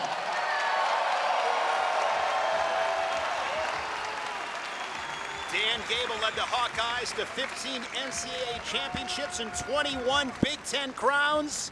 And that is Mark Coleman sharing an embrace with the legend, living legend, Dan Gable. Juliana, how cool was that? That was incredible. That's absolutely well-deserved for Dan Gable. Let me tell you, when I very first started in martial arts in '07, the Gable grip was the very first grip and the very first handhold that I had ever learned, and it was named after that man right there, Dan Gable.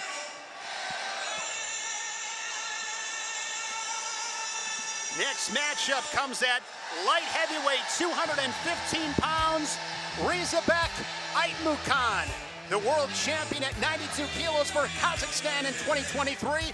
Then he was just 18 years old. And Hayden Zillmer making his RAF debut, the 2022 world team member for the USA after winning Final X. And Abby Hornacek was able to chat with Hayden Zillmer. Hayden, you have had a long, decorated career. What made now the right moment to join Real American Freestyle? The time was now. We've been waiting for opportunities like this in our sport for since I started, maybe since I was a kid, and I finally got the opportunity to kind of be on national TV to wrestle, and we've been wrestling on the world stage forever, so it's a perfect opportunity. Yeah, well, now you're 33 years old. You're stepping into this huge stage here in St. Louis. What do you hope fans get from your experience on the mat as you enter this new realm? Well, first off, I'm 33. It's from taking care of my body, right? It's been eating right, sleeping right, doing the right things, and I think a lot of times that gets overlooked by a lot of people my age, and through their 20s and stuff like that. So, keeping that going is really important. Your health and how you treat your body is really important. But yeah, stepping on right now, it's like I said, it's a perfect opportunity for me. It's 33 is the best times now. Awesome. We'll see what happens. Good luck out there. Thank you. Cool. Thanks so much. Appreciate it. Ladies and gentlemen, our next match is scheduled for 3 periods in the Real American Freestyle Light Heavyweight Division. Introducing first, from Kazakhstan, a 2023 World Champion, Rizabek Aitmukhan. Aitmukhan, 22 years old. He's looking for redemption. Remember at RAF 8 in April, lost to Kyle Snyder 12-6. He led Snyder 6-1 after 2 periods. Snyder put up 11 points in the third, scored 5 takedowns in that third period to knock off Aitmukhan 12-6. Rizabek will be looking to right that wrong here in St. Louis. And his opponent from Crosby, Minnesota, an NCAA All-American, Hayden Zillmer. Hard to believe Hayden Zillmer, back as a freshman in high school, wrestled at the lowest weight class. He has put on some mass since then, now 33 years old. U.S. Open champion 2022, making the world team that year. Beat Nick Wisdowski at Final S to cement his spot at the World Championships. Aitmukhan and Zillmer, they're at light heavyweight on the RAF stage. And Shale, as I mentioned with Aitmukhan, you better have more gas in the tank than you did back in April at RAF 8. Yeah, Snyder brought that to him, and I do think that he's going to. I do think just strategy-wise alone. Let me tell you one thing about Zillmer. Okay, this is one of the most complete wrestlers still active today. He'll get it done in collegiate, freestyle, and Greco-Roman. Yes. This guy loves the mat. He reminds me of Sam Hazewinkle, where you don't know what he's going to sign up for. Yeah, but when he gets on the mat, the man knows wrestling. Every position, they are dangerous. Good point. No score, 30 seconds in.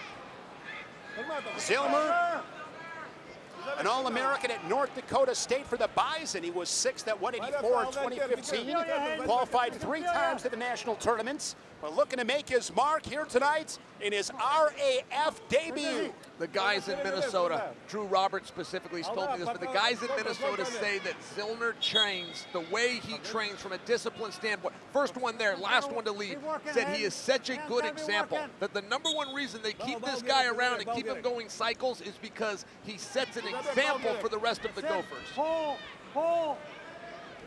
Aitmukhan is on the shot clock. He's got 20 seconds to score. Zillmer heavy with his hands. Good hard hand fight early on. Good footwork by both guys. If you're 33 and you can outwork the 19-year-old Spark, it's something special. This Zillmer guy is special. His biggest problem is finding a weight class. He doesn't know if he should go heavyweight or 97. He's been playing this game for a while. When he locks in on something, this guy is as driven as anybody we've got in this country. He's like a lumberjack as he takes the lead 1-0. Aitmukhan unable to score on that shot clock.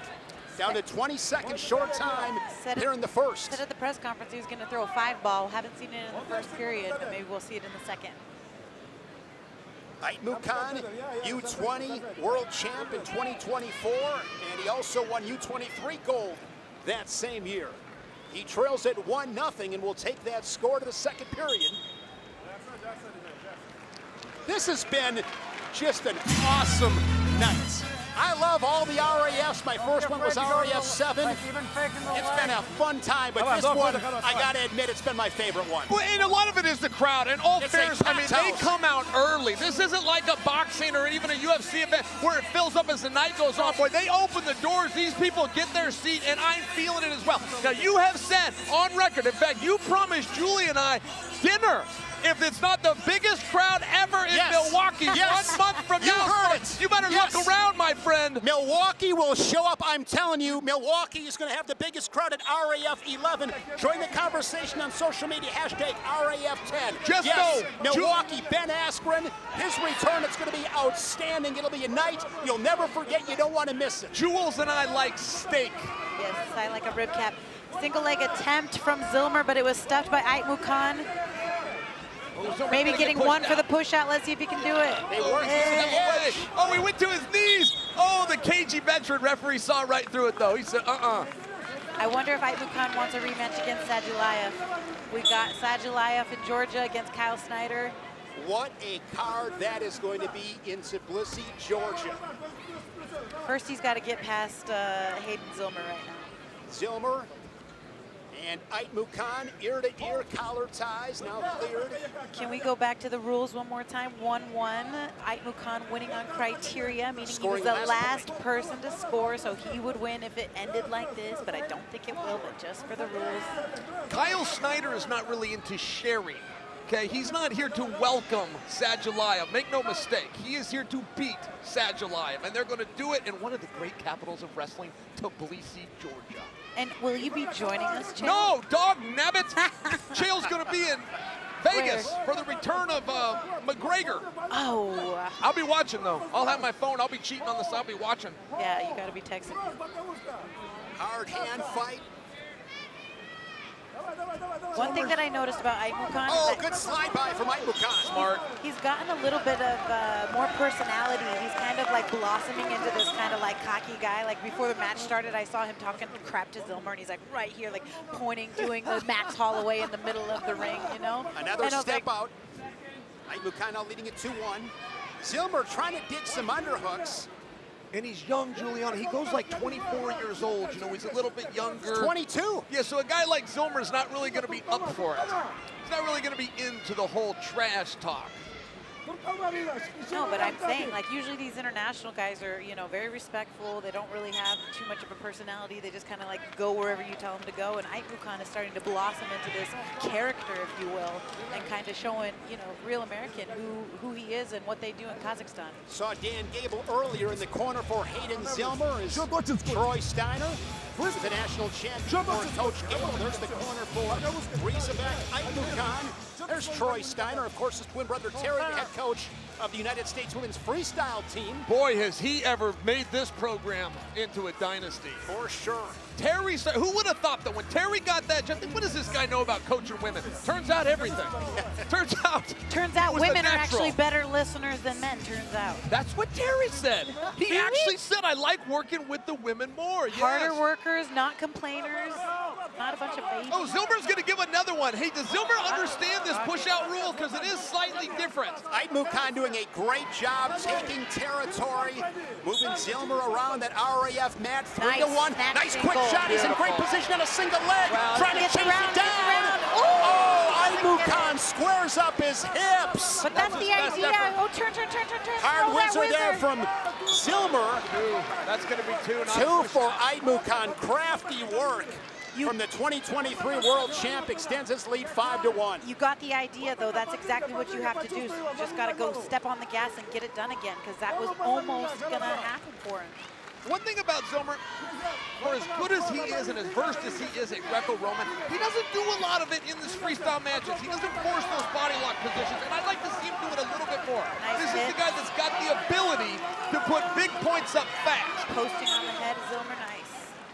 Oh, they blew that dead. I don't know if that was necessary. All right, back to their feet.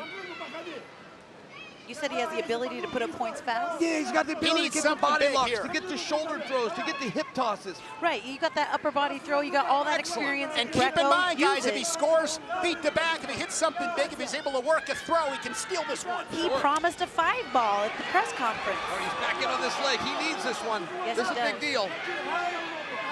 shin whizzer from Aitmukhan. His arm is stuck in there. Can't get it out because Aitmukhan is just a Zillmer wants to strong limp whizzer. arm out as he looks to elevate the position. He needs to get a hold of that foot with his left He's got arm. the two, now he's got 30 seconds. Can he get a gut wrench? Oh, Can he he's got a get turn? nasty You gut gotta wrench. go. He believes in himself. You gotta He's go. waiting. Aitmukhan Zillmer, what are you waiting for? Aitmukhan is so strong. You keep seeing him pushing out Zillmer, just showing his strength like a bull, just all steam ahead. Down to 25 seconds, back on that single, switches off to a double leg. Drive him out, Zillmer. Yeah, get the one, get the one, get the one. Woohoo! Gets the one, and you know he's coming full throttle once again. Rizabek Aitmukhan blew a lead to Kyle Snyder. It might happen again. No, nothing yet. Keep scrambling. Hey, he's found. He's Get found the He's got his game. hands locked. He did momentarily. A wizard from hell Aitmukhan has. Final seconds, and they give a point to Aitmukhan on the step out. Where's the challenge block when you need it, Haji? 6-4. That got confirmed. That's it going to go did. against Zillmer. Rizabek Aitmukhan. At RAF 8, he fell to Kyle Snyder 12-6. He redeems himself in St. Louis. I'm telling as you. he encourages the boos from this St. Louis crowd. He knocks off Zillmer. He wants to be the bad boy. He's coming into We it. got He's- two bad guys in the house tonight, Chill. Look at that personality. You would never know it. Here is Mackenzie Mitchell. After 3 periods and a final score of 6-4, your winner, Rizabek Aitmukhan. Well, if you do, you'll clean it up. Now 1-1 on the stage of Real American Freestyle. RAF 10.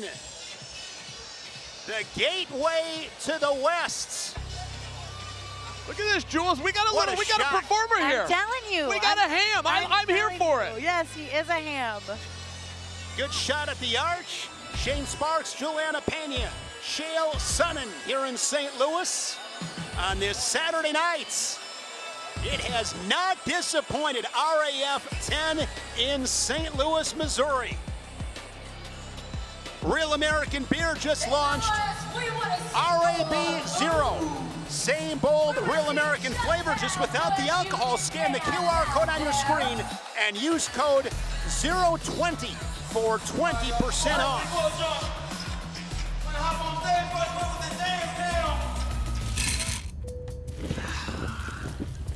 What is that? Seltzer with lemon. No, the ice. Oh, that's Brio Nugget Ice. That's from the Brio Ice Maker. It's better ice, basically. Better ice? Premium ice. Premium muscles need premium ice. You know that's not what it's for. Works.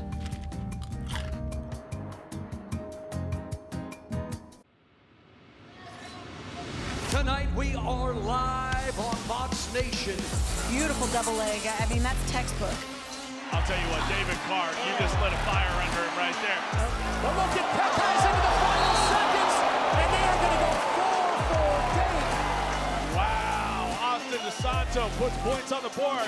Hey, if we're going to start this party, let's go. Oh.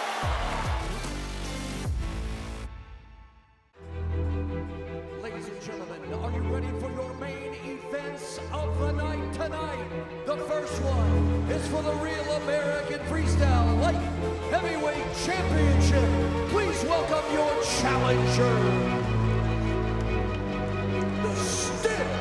the Real American Freestyle Light Heavyweight Champion of the world. Kid, one day, that belt could be yours.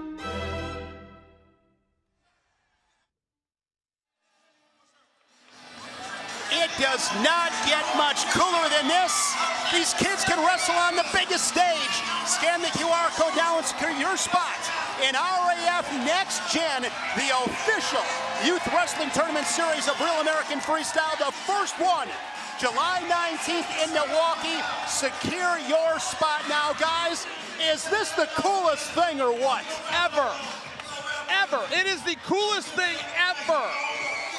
you have dreams, right? It all starts, every one of these stars that you see in RAF, it started as a dream as a child. They had to see something and go, hey, that's cool. Hey, I'm interested. Hey, Dad, I want to try that. That's what RAF is doing for this next generation. Absolutely, and you know, I've been running around with these wrestling clubs lately, and all these little boys are so excited, and little girls, for an opportunity to wrestle and compete so that they can make it to the big stage like some of their heroes. And Real American Freestyle, if nothing, is a family venue, a family sport, and something that we want to welcome all families to. Next Gen is going to be off the charts. We have 2 title matches on the card tonight. Bantamweight title, 135 pounds. Austin DeSanto and Reineri Ortega. Ortega's RAF debut. The 2-time U23 world champion, Austin DeSanto, the RAF Bantamweight champion. A pair of techs. He has been fantastic on the RAF stage. And Abby Hornacek had a chance to catch up with the Bantamweight champ, the big-time gas tank of Austin DeSanto. Austin, you found a lot of success so far. RAF 2, RAF 5, you took them both home. What does it take to dominate in this league? Just believing in yourself and going out and competing hard and looking to score a lot of points. Yeah, I've had success looking to score a lot of points each time out, and I look to do that tonight, and whether my hand gets raised or not, I'm always looking to score points. At the press conference, you said a cool moment for you is that you look up to Aaron Pico. So what does it mean to you that you're on the same card as him? I'm super blessed to be around all these great athletes. Pico, I got to drill with Aaron Pico this week, and I've never thought I would be able to do that. So RAF has brought opportunities where I get to meet really, really cool people that I look up to a lot. All right, thanks so much. Good luck out there. Yeah, thank you guys. Great.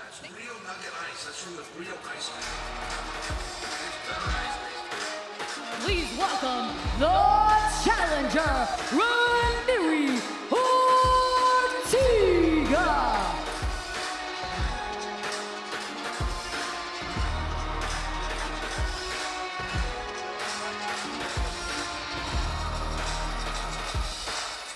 Here comes Reineri Ortega, 28 years old, from Cuba, training in Ames with the Cyclone Wrestling Training Center. Wrestled at the 2018 and 2022 World Championships. He was 5th at both those events.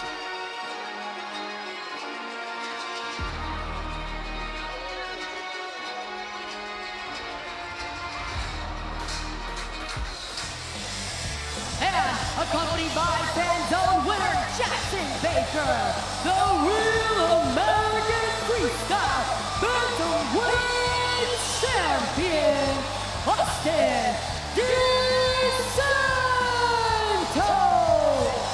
DeSanto looking for his 3rd win in Real American Freestyle. A pair of techs over national champions. Beat Nico Megaludis at RAF 2, Nathan Tomasello at RAF 5. He outscored those opponents 21-1, coming off a championship performance at the Pan Am Championships. And when it comes to Austin DeSanto, Chael, it is pace, pace, pace, pressure, and a little bit more pace.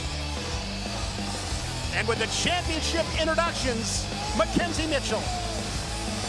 Ladies and gentlemen, this match is scheduled for 3 periods and is for the Real American Freestyle Bantamweight Championship.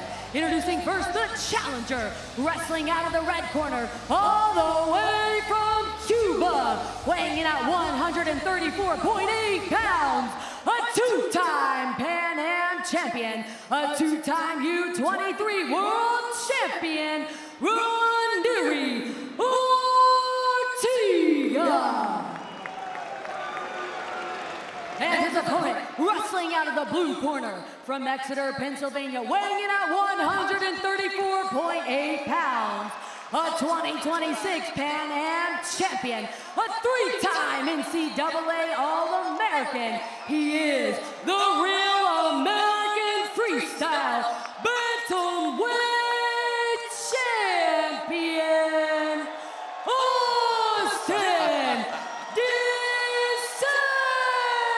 DeSanto. Yeah, tell him, Mackenzie, the champ is here. Hey, you want to talk about your tough guys and your UFCs and your jiu-jitsus? You don't want to know who you don't want to end up in an alley with? Austin DeSanto. This match brought to you by Spartans.com, the official online gaming partner of Real American Freestyle. Scan now or go to Spartans.com to play. And Austin DeSanto, I mean, you could see the focus in his eyes. I mean, he looks like a dog that's just out of the cage right now. He's on the loose. Yes. He decides he's going to wrestle Greco at one point about 18 months ago. So he goes to 2 overseas trips, brings medals home for both, gets in the sauna and says, you know, I didn't want to do it. Coach Brands told me I had to do it. And Coach Brands said, well, if you want to come back to freestyle, come on back. He won himself a championship. Yeah. As an underhook there on the left. Austin DeSanto, when he won Real American Freestyle, I interviewed him, and he won. And he was so disappointed. This is a man that has extremely high standards set for himself, and if he doesn't win by fall, he's not happy. Ortega had a 2-on-1. DeSanto able to clear that tie. No score, 45 seconds in. Probably going to get somebody on the shot clock here in the next few seconds. Sparks, you remember in the quarterfinals when he was wrestling Michik and he hit a Kimura on him? I was calling that match. That's that why I was dirty dog. Drexel. You can't do that. But I will say this. I'm really proud of Austin. I think he represents himself very well. Had a great career at Iowa, 4-time All-American. He was 3rd here in St. Louis in 2021, and then in Detroit in 2022. Now he's the RAF champ. I think he's done a really good job. Absolutely. One of the biggest upsets in high school history. Beat Spencer Lee when Spencer was going for his 4th title. I think the thing that went so viral that time when he beat Spencer Lee was his mom crushing her glasses in her hand in the stands. That was Spencer's, but yeah. No, that was when Matt Ramos pinned Spencer Sure. Lee. That was in Tulsa in 2023. But the reference is still gold. Sorry. Ortega's on the shot clock. Oh, they're saying fingers again. We don't want to see another broken finger.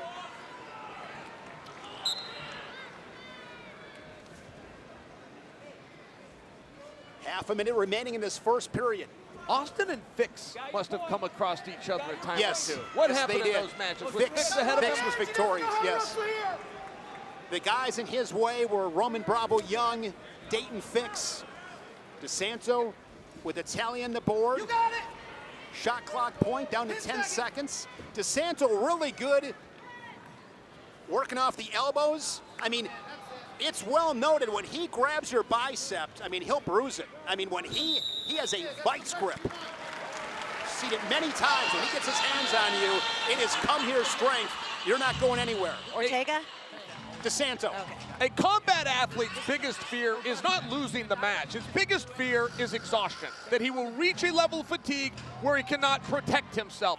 Austin just doesn't have that. He doesn't have that fear. He has no idea what a gift that is. That is his superpower. You are correct. Yes, that is what welcomed him in to the Hawkeye room. He does not want to mess around in shallow waters. He wants you to tie a 100-pound weight on him and throw him into the deep end of the ocean. That is where he loves to be. You're right. That is his superpower, that pace, and he is just able to be very comfortable being uncomfortable.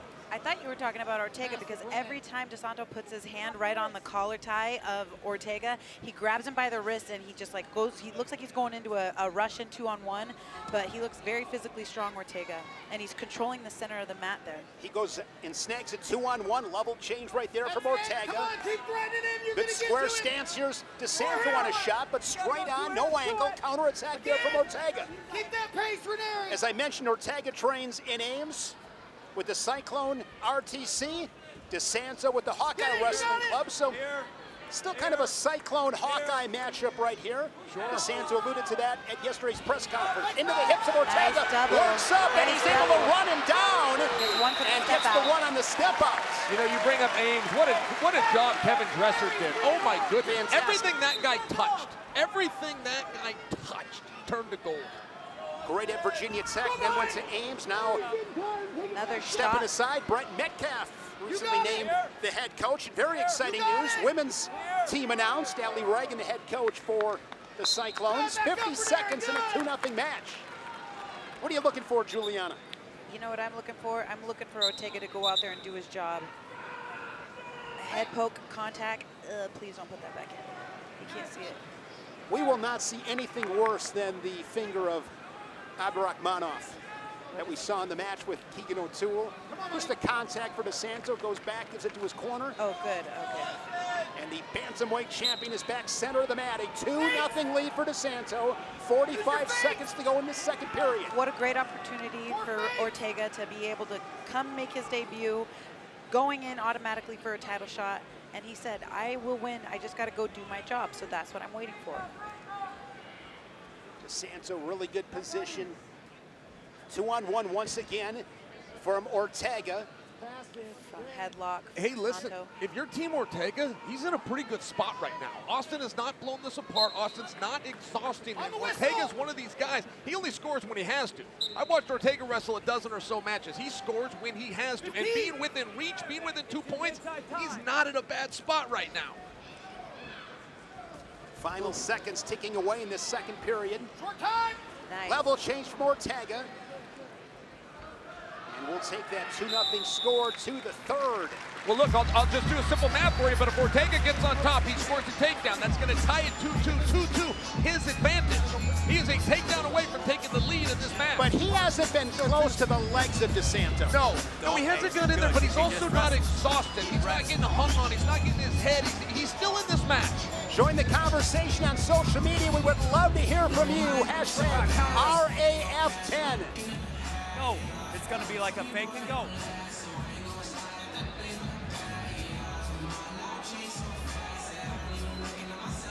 Two main events yet to come tonight. Third period, RAF Bantamweight Championship match. Scoring on a shot clock point and a step out, Austin DeSanto looking to defend his crown. Collar tie left side, familiar position. There's Nice a shot shot. from Austin. Nice job by Ortega. He is Front quick. headlock, counters right away. I like this duck under attempt that Austin's trying. He's getting crafty. He needs to throw his head back, throw his shoulders back, push his hips in a little bit more, but I hope he doesn't give up on that technique. I like that duck. Would you agree with this, Chael? I think Ortega, if he scores, it's going to be on counterattacks and defense. Most definitely. But I'm just submitting for you that Ortega has a sprint or two left in him. From a strategic standpoint, things are really right the way Ortega's team wanted to see this match play out. And what you're saying is that his best offense is off of DeSanto's defense. Perhaps. Ortega's team knew he's going to need a takedown to win this match. He's got a minute. Ortega looks fresh. I mean, both these guys agree. look fresh. I'm impressed with his condition because I haven't seen too many guys able to withstand the pace of Austin DeSanto. And that's the point that I'm trying to make. Like, Ortega is still very much in this. We got a championship on the line here. Yeah, we do. And, you know, I like the way that DeSanto carries himself. I would love to see him be a 3-time Real American Freestyle champion. I think that would be pretty cool. He'd be 3-0 for the brand. 50 seconds to go. DeSanto tying up the wrists of Ortega. They wrestle forehead to forehead. Now Ortega is able to bury the head of DeSanto momentarily. We're down to 40 seconds. DeSanto's top training partner, of course, Spencer Lee. We talked about the high school match, and now Spencer's on my mind. Who you taking, Lindenall or Lee? I don't make predictions. Whoever scores the most points, I never make predictions, Chael. It's wrestling. No, that's a good Circumstances policy. of the day. I have no idea. I have no idea. Either guy can win. Ortega's got to go for it. He's got 20 seconds left. Come on, I know he's got a sprint in him. That's a lot of time. I mean, that's what happens in these matches in freestyle wrestling. Everything happens in the last second. That 2-on-1 once again. Austin is not wrestling like Austin right now. He's backing up. This is not how he wrestles. That's a point. That's a point. That's Austin a is point not for being Austin. Ortega. 2-1. Coach Brands 101. You finished the match the way you started the match. Austin is backing up. This is not He's Austin got a right circle. now. Don't want to back up. This is. I'm Final telling you, seconds. This is not him. And Austin DeSanto is going to hang on and win this one. 2-1. Time ran out. That was super close, but time did run out. That was too close for comfort for Austin DeSanto. I need to see the replay on that, Shane. And Austin DeSanto retains his Real American Freestyle Bantamweight belts. They're reviewing. They are reviewing. I believe time ran out. I trust your eyes, Shane. They got the Rocky music playing That in the was background. so close, though. It was final look at the 7 end. seconds. Let's look at the end. DeSanto losing his balance. Shot from Ortega, and you see that DeSanto went out of bounds. There's no question about that. The question is, did time expire? Yes. First of two RAF championship matches tonight. See DeSanto a little bit frustrated with himself. Let's look at it with the clock.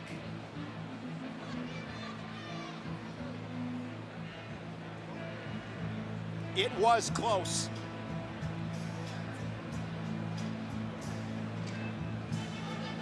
Oh!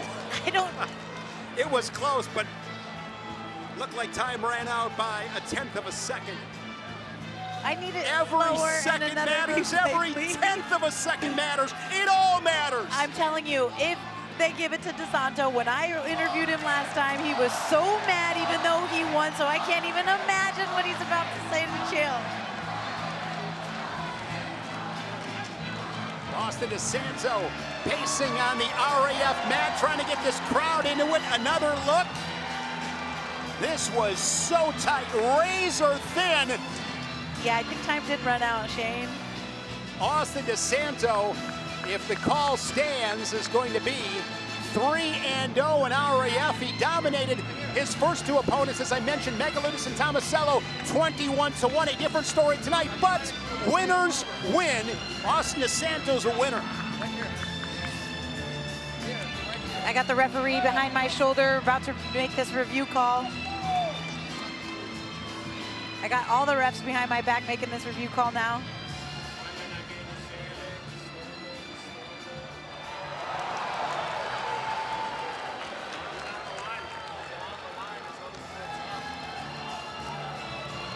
Let's bring in Ben Askren.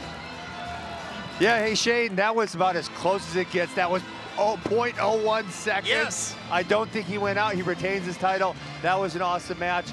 Fireworks at the end. Really good match. To Mackenzie Mitchell.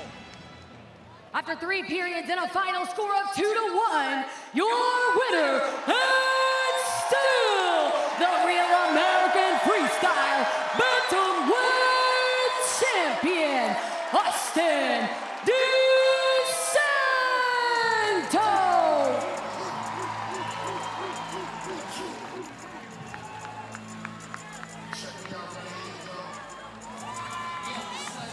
And still, hey, it's good to be king, even if it didn't finish exactly the way you envisioned. How you feeling right now, champ? I'm feeling good. I'm just blessed to be here. This crowd is awesome. I mean, I heard it. Thank you, guys. All right, at the end there was a step out. Then there was a question, was there time on the clock? How confident were you that you won that contest?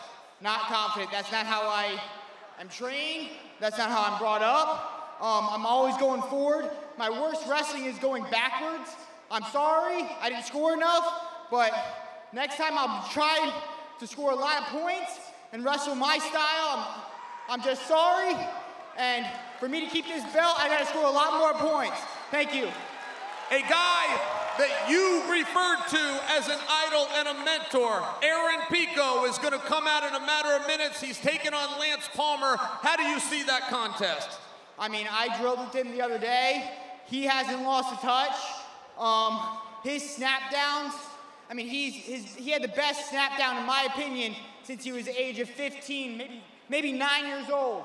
So he hasn't lost a touch. He snapped me into the mat plenty of times the other day. I think he's ready to go.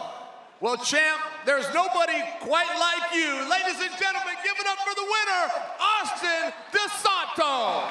Go Hawks. Nothing to apologize for, Austin. Sometimes it doesn't have to be pretty, it's got to be gritty, and that was the case here tonight as Austin DeSanto defends his RAF Bantamweight title. St. Louis, let's give it up one more time. Still to come, one of our two main events at middleweights, Arman Tsarukyan, 5-0 in Real American Freestyle, and Tony Ferguson. It's been a couple of decades since he's wrestled, but he's a fierce competitor. Looking forward to that matchup. Arman Tsarukyan, maybe the hottest wrestler in RAF, 5-0, having outscored his opponents 53-12. He is chasing a world title, but tonight he'll have to go through a former UFC world champion in Tony Ferguson. Henry Cejudo knows a little something about that, and here is Triple C's hot take.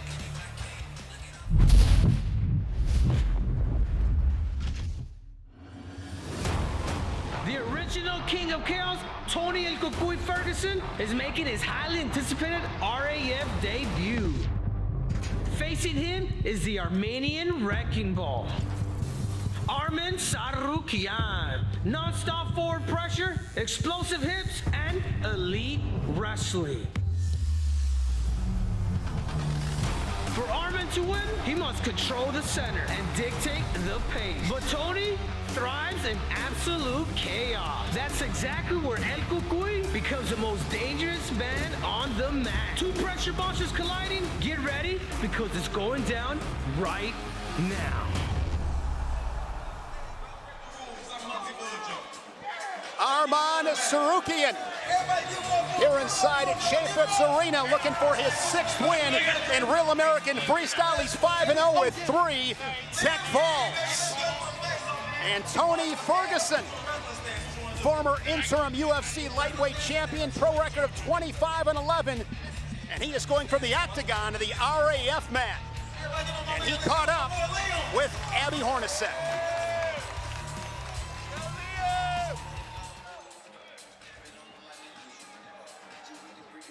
Here, Orta.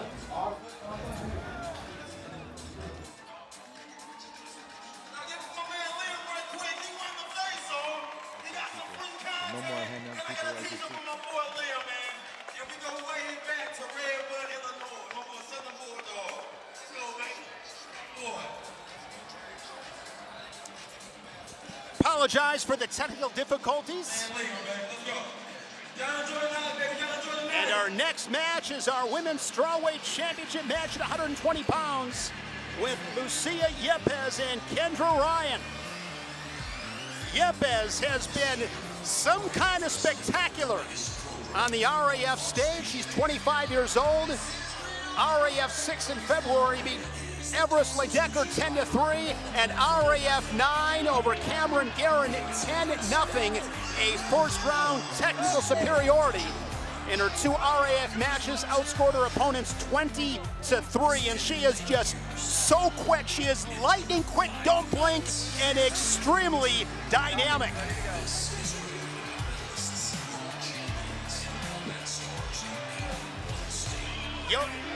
You see Yepez, you see that trap arm gut.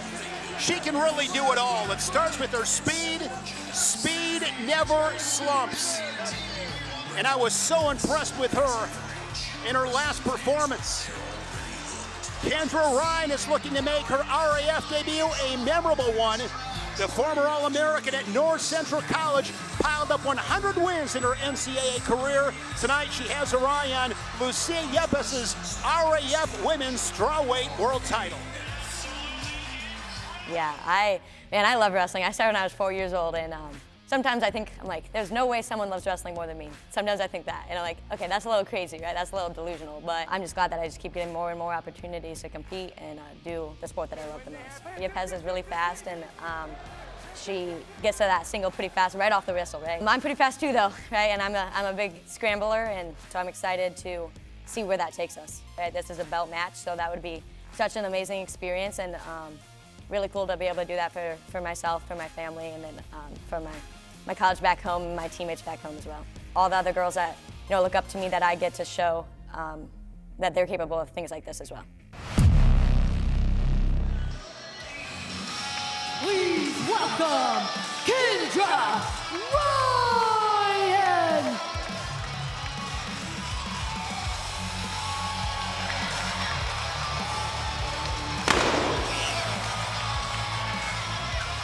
Kendra Ryan, 4-time All-American at North Central College in Naperville, Illinois.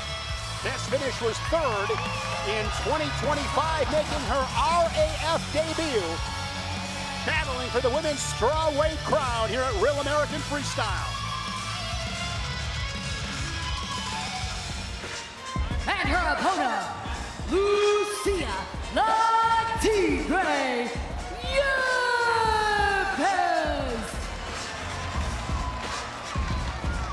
Lucia Yepez from Mocoche, Ecuador, 25 years old, 2-time Olympian. She was an Olympic silver medalist in Paris in 2024. Lost to Akari Fujinami of Japan in that Olympic final. Two-time world medalist.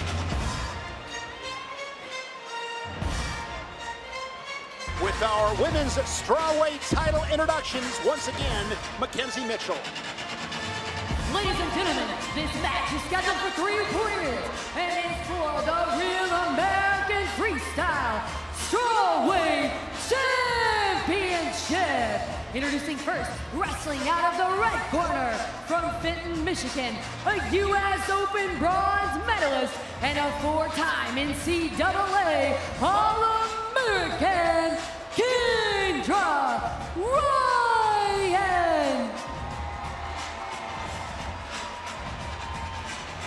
And her opponent, wrestling out of the blue corner, representing Ecuador, a 2-time world medalist and an Olympic silver medalist, Lucia the Tigre Yepez.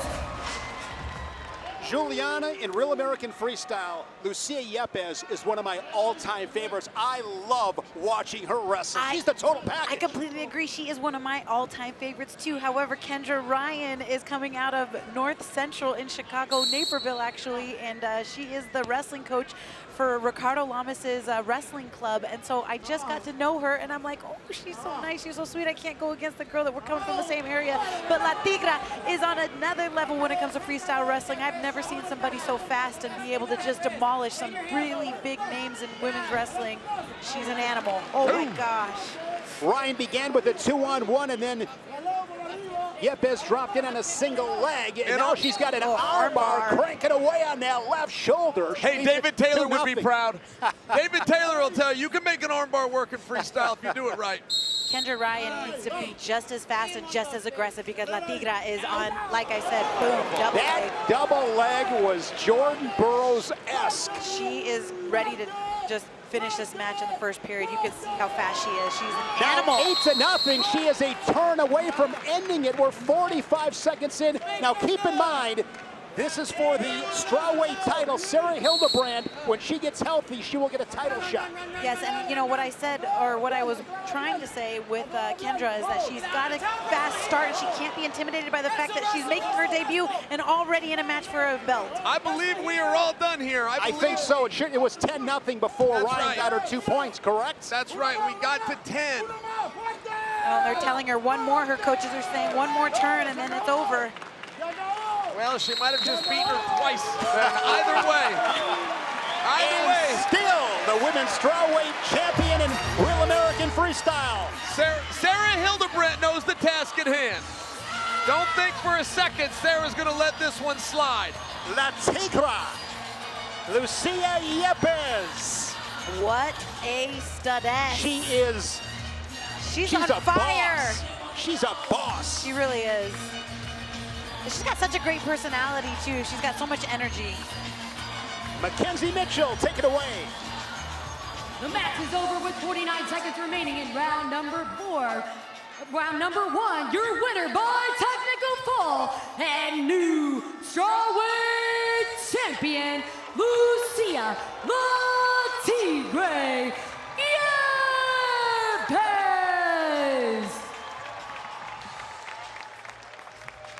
Another first period tech fall for Lucia Yepez.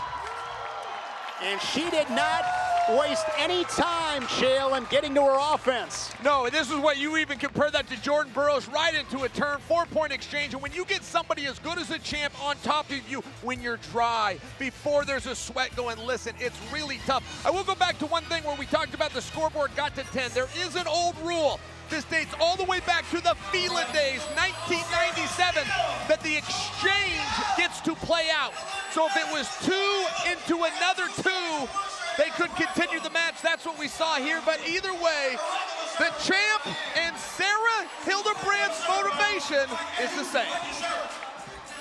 Still to come to end the night, the Wolf, Khamzat Chimaev, and Dillon Danis wrestling at a catchweight at 205 pounds, the long-awaited RAF debut for Khamzat Chimaev. Dillon Danis wrestled at RAF 7, was able to take down Colby Covington a couple of times. Of course, a great jiu-jitsu background for Dillon Danis. Dillon Danis here in St. Louis. And Khamzat Chimaev, UFC superstar. Dillon Danis is the only man to score multiple takedowns on Colby Covington on an RAF mat. Khamzat Chimaev, one of the most anticipated arrivals in real American freestyle history. Henry Cejudo has his hot take on the match that is still yet to come in St. Louis.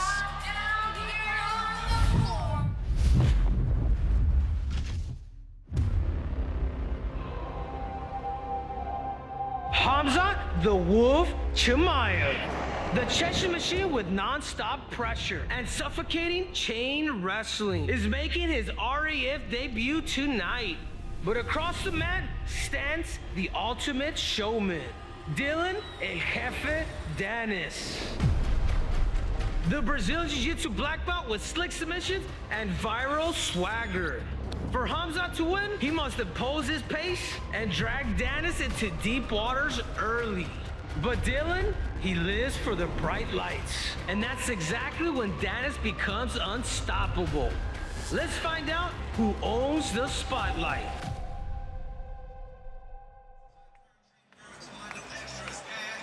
Lightweight match at 155 pounds. Aaron Pico and Lance Palmer. Lance Palmer, four-time All-American for the Buckeyes of Ohio State, and Aaron Pico, a prodigy growing up. U17 world title back in 2013. Tonight, Aaron Pico makes his RAF debut. The wrestling prodigy, whose high school career began with a 42-0 freshman season en route to a state title, became a combat sports professional shortly after picking up his high school diploma. Now he begins a journey facing the four-time All-American and fellow high school legend from Ohio at St. Edward, Lance Palmer. At an early age, which is just work as hard as you possibly can.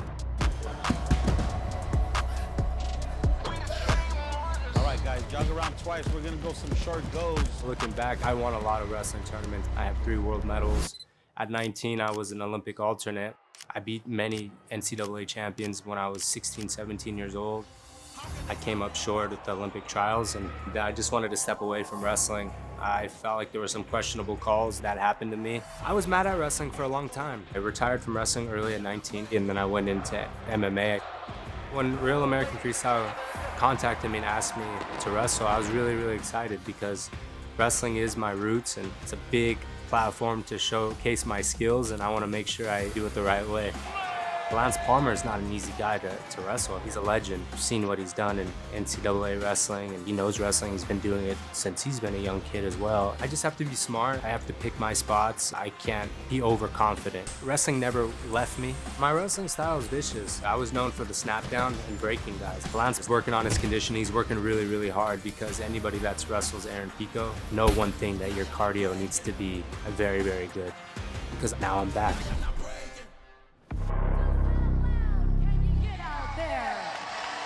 The party, Lance Palmer coming off his first career RAF win. He beat Caden Henschel in April. He is well aware of Pico's credentials, having racked up 150 wins himself during his high school days. Now the RAF veteran wants to remind the newcomer there is still plenty left in the tank of Lance Palmer. RAF it's a very special thing when you walk out on that stage. And so a lot of even the other guys that wrestle at the world level and Olympic level, they're like, man, the nerves are real out there. You have a huge crowd, you got everybody going crazy for you or against you, and you have awesome production that you're walking out through on that stage. I know he's a competitor, I know he's gonna come in shape, I know he's gonna wrestle hard, and I know the techniques that he did in the past, so kind of just building my game off of that, but I always focus on myself. I know what the opponent's able to do, but I don't focus on the opponent's strengths, I focus on mine. Aaron Pico, I know you were the real deal, but I'm coming at you hard, and I'm gonna make this a very tough match. So I know you're going to do the same, but I'm looking to come out on top. Ladies and gentlemen, our next match is in the Real American Freestyle Lightweight Division. Introducing first, from Cleveland, Ohio, a 4-time NCAA All-American, a Big Ten champion, and a 2-time PFL champion. Let the party Homer! The pride of the land, Cleveland, Ohio, making his 4th appearance in Real American Freestyle, 1 and 2. Fell to Austin Gomez and Arman Tsarukyan before that 3-2 win at RAF 8 over Hayden. At 39 years old, make no mistake about it, Lance Palmer is no joke.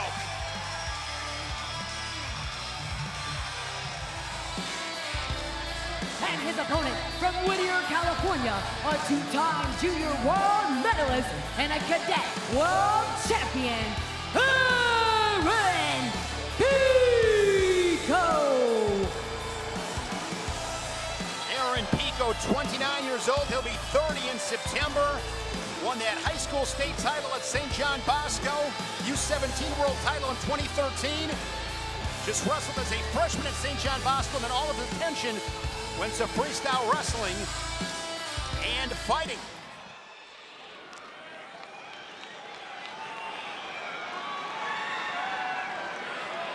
This is a very big deal, guys, not just for Real American Freestyle. This is a very big deal to American wrestling. This could reignite Aaron Pico, who many say never should have left 10 years ago. Do you think that he left because there was no NIL deals back then 8 years ago? Sure. Do you think that he was the Bo Bassett before Bo Bassett was Bo Bassett? That's exactly who he was. Look at this, a quick score, a gut wrench. Out of the gate, 4-0, just 25 seconds in, Aaron Pico. And listen, Lance Palmer is a tough mofo, but he's just an older tough mofo, and maybe sometimes age has something to do with the matchup. Father time undefeated, but again, Lance Palmer not going to back down. Lance Palmer truly is anybody, anytime, any place. Sure. But listen, we got Zane under contract over here. We've got Jordan Oliver under contract over here. Just by example, there is a lot of things if Aaron Pico wants to come back to this sport, if he has Olympic aspirations, if he has title dreams. He's got wins over both of them, Chill. Tell you what, he's looking well, right remember, now. in 2014, he was a U20 World Silver. He had to beat Zane Rutherford. Who did he lose to in that championship match? Hassani Asdani Shradi of Iran back in 2014. Pico's 6-0 lead, 45 to go in this first period. There's a fake there from Pico. And Shane, if we're playing stats here, you're talking about that Pico had to go through Zane. Just to remind you, we had to go through him twice in one day. It was 2 out of 3, and Pico got the job done. Hey, the one that told us about that was Zane. Zane hasn't forgotten. Well, not only that, but they wrestled like 5 other times after that too, or before that. He was Zane Rutherford's kryptonite as Pico goes underhook there on the right side. Collar tie, 2 hands now on the head, heavy hands from Palmer. Crowd into this one. Nicely done by Lance. Pico is so strong, heavy with his hands. Final seconds in this first period, a productive one for Aaron Pico, who puts a crooked 6 spot on the board after 1. I go back to 2016. The Olympic trials, he beat Jason Ness, national champion, Jordan Oliver, national champion, Reese Humphrey, multiple-time All-American, ended up losing to Frank the Tank Molinaro. He won the first match. Molinaro came back and won matches 2 and 3. Hey, your snap. He was young, prodigy. That high C's there, but if you look at the corner of Aaron Pico, he's got Zahid Valencia's dad in his corner. Do your go behind. Good friends, good buddies with Zahid Valencia, helping him train for this match. Ruben Valencia, yes. Monster Garage legend right there. Doesn't get enough credit.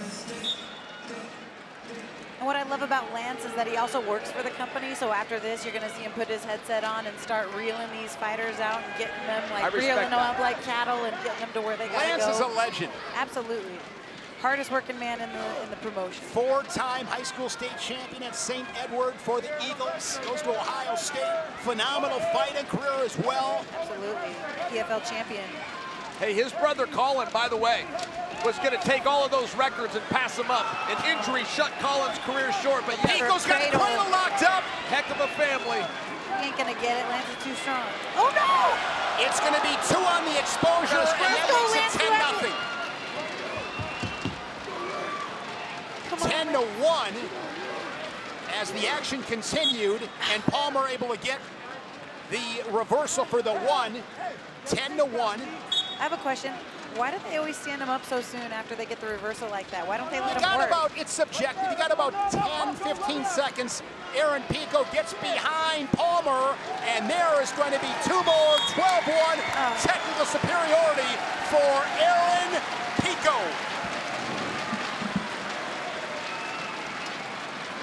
Nice.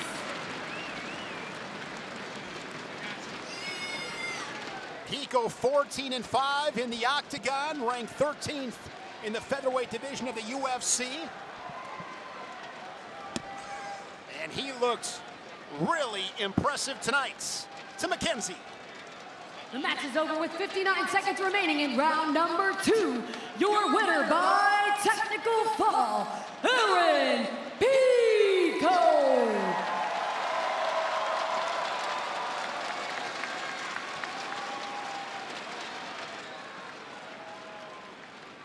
I remember the Olympic trials in 2016 very clearly. It has been 10 years, and it is hard to believe that was your first time on the mat. Aaron, you look awesome. Thank you guys so much. It's been 10 years since I've been away.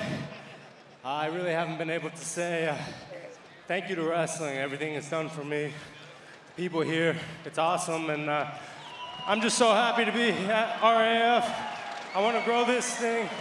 And I want to make it one of the best sports, the most popular sport in the world.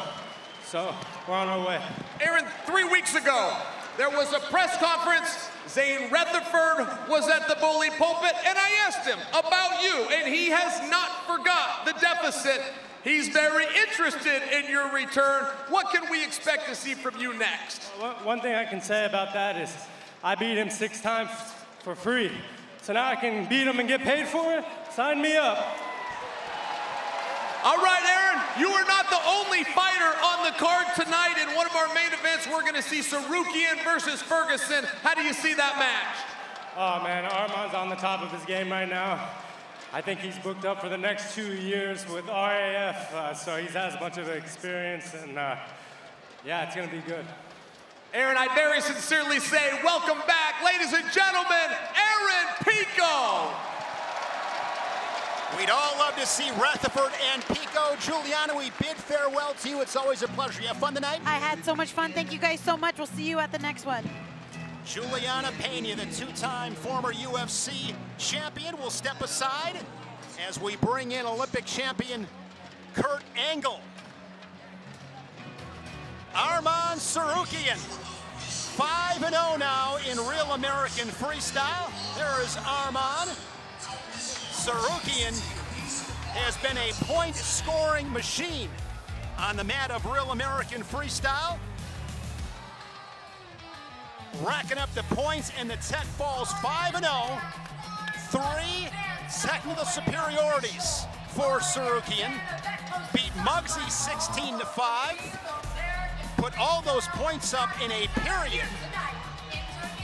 Arman Tsarukyan looking to make it 6-0 in Real American Freestyle. And how about Tony Ferguson making his Real American Freestyle debut, 42 years young.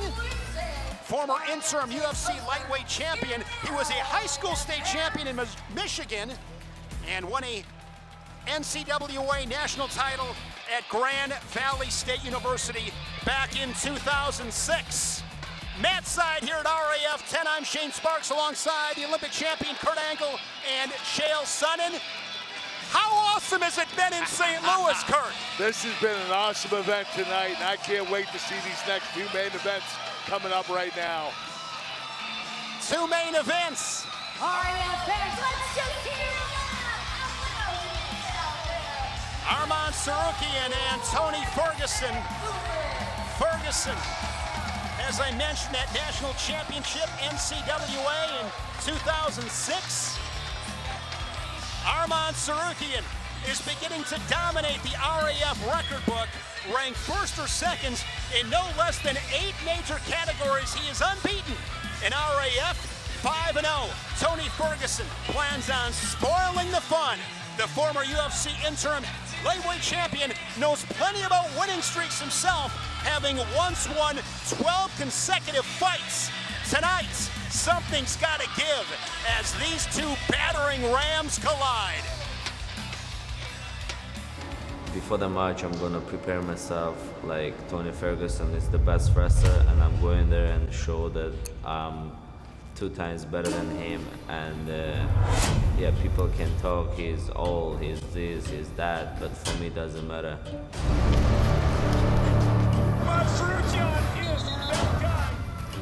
For Tony Ferguson, I'm preparing something new I've never done before.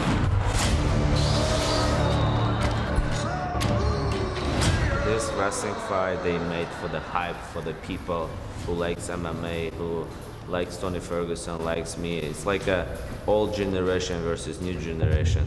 And in this summer we'll see which generation is better and who has better wrestling in MMA, me or Tony Ferguson.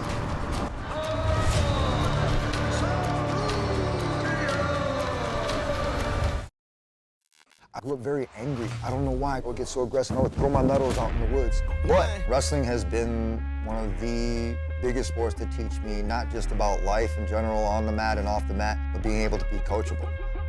I've been blessed to be able to have coaches, not just in wrestling, that have pointed me in the right direction and kicked my ass over in the right spot. Because everybody has the tools and the fundamentals to be able to get to where they want to go. But that mental part sometimes will tell this thing that you ain't got it. But I'm fast enough to speak from the cuff that it doesn't reach this one or this one, I get right here. Dan Gable said that one thing was like, gold medals really aren't made out of metal. They're made of a hard-to-find alloy called guts. Thus the reason why I'm doing it. What excites me about competing at Real American Freestyle, you're gonna see me. Tony, wrestler Tony. When it goes into my type of style, I'm a freestyler. It's like Kung Fu, you can adjust. Like elementals, if there's fire, I'm gonna throw water on you. When I play the game like that, I'm better at chess than Bobby Fischer. So see me out there on the mat, you have no idea how fast I am, how strong I am. I'm chasing after Arman right now. I'm going to beat Arman by doing exactly what I did. I'm that type of guy.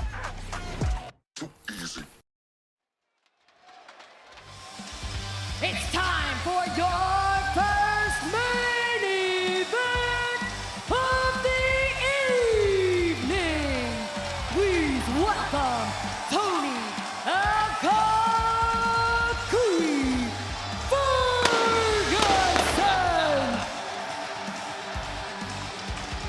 Tony Ferguson bringing that swagger to the RAF stage, and if nothing else, he's confident. He was a lot of fun at the press conference. He's been very loose and looking forward to this opportunity to get back on a wrestling mat. He's a very talented guy, too. He was a national champion in college, and he's got a lot of talent.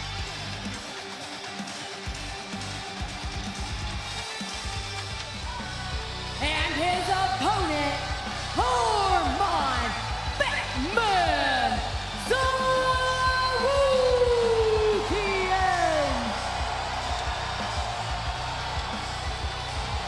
Arman Tsarukyan,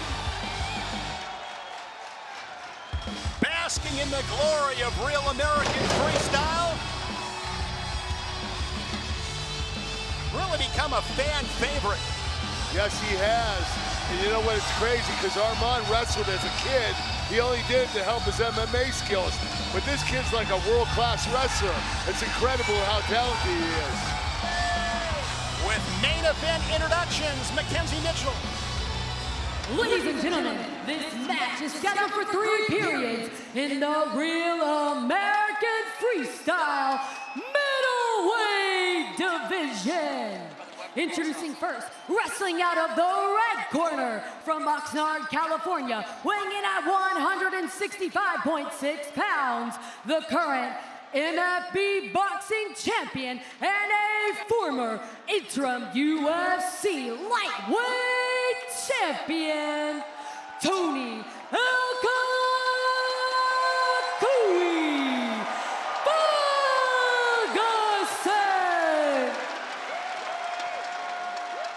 And his opponent, wrestling out of the blue corner, wrestling out of St. Louis, Missouri, weighing at 169 pounds, the #1 UFC lightweight contender, Arman Badman Tsarukyan.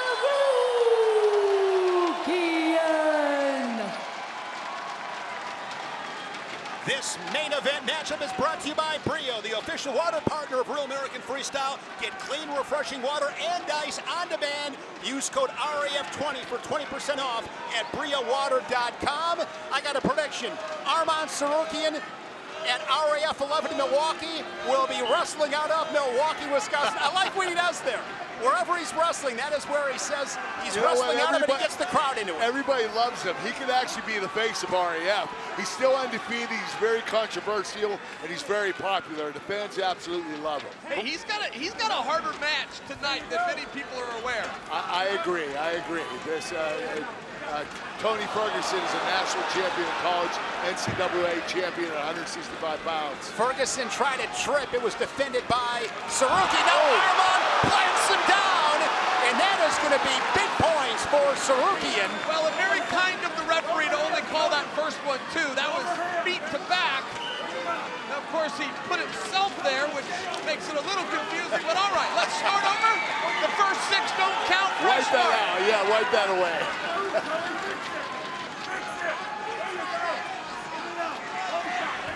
Nice low single. Sure. Tsarukyan draped over Ferguson. Ferguson getting extended underneath, holding on to that left ankle. Able to work his hips back up. Front headlock here from Arman. 50 to go in this first period. That was good work there by Ferguson. Yeah, he braced himself, but, you know, he got out of that move. Tsarukyan goes right back to that 2-on-1 off the whistle, moving Ferguson around the RAF mat. And Ferguson's got a very different feel, right? Like, you can kind of see he's really blending the jiu-jitsu in with that. It kind of cost him on our first exchange here. I offer that because it puts Tsarukyan in a tough spot. When the guy is doing something you're not used to, perhaps what he shouldn't be doing, it makes it difficult. It doesn't actually make it easier. Ferguson diving in from space. Late in this first period. 2- and 4-point moves for Arman Tsarukyan, the #1 lightweight contender in the UFC. Front headlock here for Arman. Can he score in the final seconds? Ferguson is able to keep his body squared up and will remain at 6-0 score. Arman scored a couple of front headlock tilts to remind you in his match with Lance Palmer. I'm seeing Colby Covington over here. Colby's taking notes right now. He's studying this. Right, he's got a very different set of eyes that he's watching this match with. Tsarukyan with that 2-on-1, and Ferguson went for the trip there. And here's that big 4-point throw as he plants him down. Dake bomb. He got dake bombed out there from for the 4. feet right to the back. What a scene here in St. Louis. Yepez Arena on the campus of St. Louis University. The Show Me State showed up on this Saturday night. There's Tyron Woodley.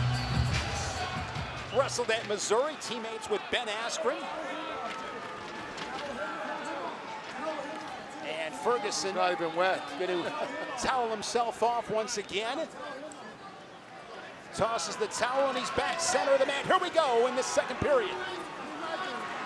All right, I'm willing to overlook those first 6 points. All right, we got a couple of those were goofy. The second came from a power bomb. Let's get a restart here with these two. Ferguson has a USA Wrestling tattoo on his right leg. Well, he did earn that. He was a national champion in college. 2006. Yep. NCAA at Grand Valley State University. Here we go. Tsarukyan. He's got him in the air. This would end it. Oh. Definitely 4. Oh, that'll do it. Not as devastating, but it's still a 4-pointer. You know what, guys? I think it's only 2. Wow. Well, it should be 4. It should be feet 4. to back. It's still 10-0. The match is over, guys. I'm a little bit confused by the scoring because I saw 2 flash up across the net, but at any rate, Let's do an interview. it's 10-0. Let's see if Colby Covington gets involved here, gentlemen. Arman Tsarukyan, his 4th technical superiority on the RAF stage as he improves to 6-0. Mackenzie The Mitchell. match is over with 1 minute You know what and amazes 22 me? Oh, seconds sorry. remaining in round number 2. Your winner by technical fall, Arman Batman Tsarukyan.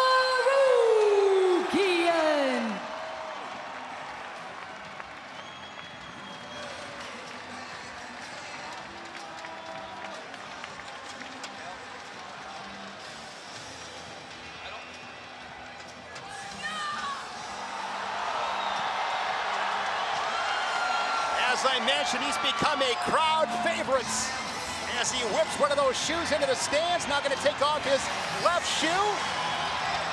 There's Colby Covington. He'll meet Tsarukyan in Milwaukee at RAF 11. Tsarukyan is setting himself up for the face of the company. That's what he's doing right now. He's making the fans absolutely love him. As Arman makes his way over to Chelsea. Well, Arman, I had a feeling you were going to get the crowd riled up, but I didn't know it would be by throwing a shoe at them. How are you feeling right now, stud? Feeling great, thank you. Thank you for coming, thank you for support.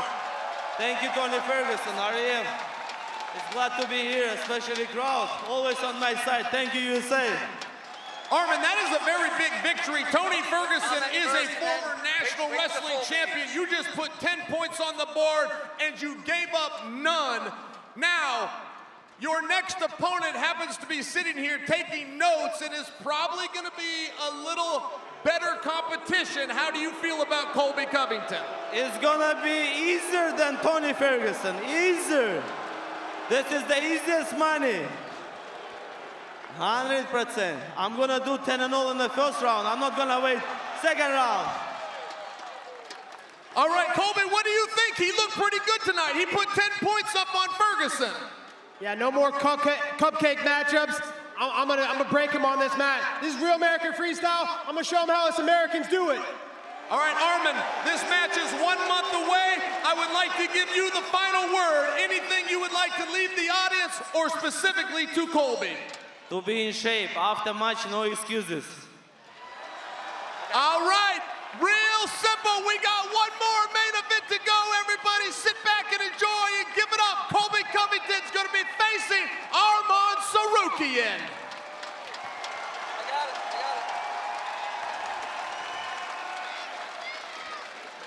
RAF 11 in Milwaukee, July 18th. You don't want to miss this one. In one of the most anticipated matchups of the summer, it is Arman Tsarukyan and Colby Covington in the main event. Of course, we'll see Olympian Ben Askren make his celebrated return on the mat against Bilal Muhammad. Get your tickets now or watch live on Fox Nation.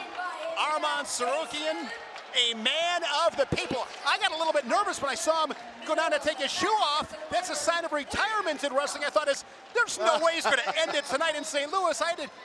My heart skipped a beat or two, but again, he threw that dirty shoe into the crowd, and they loved it. How cool is this? They were fighting over that dirty shoe. That is pretty Now he's got to cool. find Arman after this event, have Arman sign that shoe, take a picture. It'll be a night that young fan will never forget. I guarantee Arman Tsarukyan will not retire unless he loses. Maybe that's a guy that's going to be next gen. First next gen event will be in Milwaukee on that Sunday, July 19th. RAF does a spectacular job bringing the fans, the young fans, in front of the superstars of real American freestyle. It makes a big difference.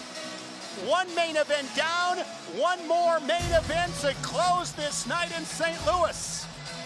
Dillon Danis may have lost his RAF debut to Colby Covington by tech fall, but the Brazilian Jiu-Jitsu black belt is always a very dangerous opponent.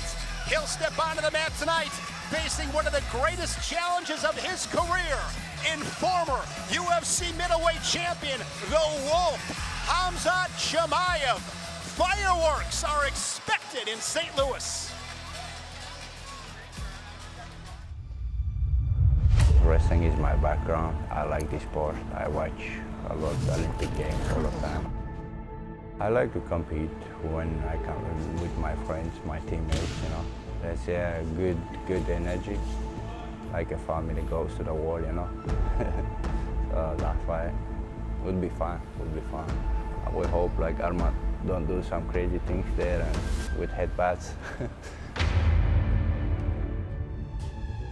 would be good to beat this guy, then go to the next one. So hopefully we get the Colby. I'll just smash them both. The last couple of months, it's growing so fast now. It's everywhere, wherever I go. People speak about RAF. Wherever I go in RAF or whatever I do, I want to be the best. And that's why I want to become a champion in the RAF too. I need the belt there as well.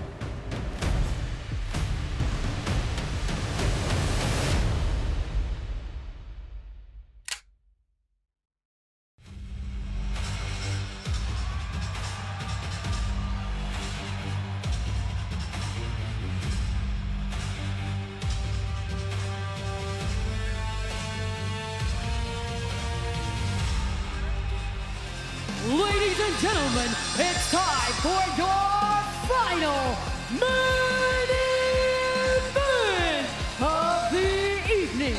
Please welcome Dillon Danis.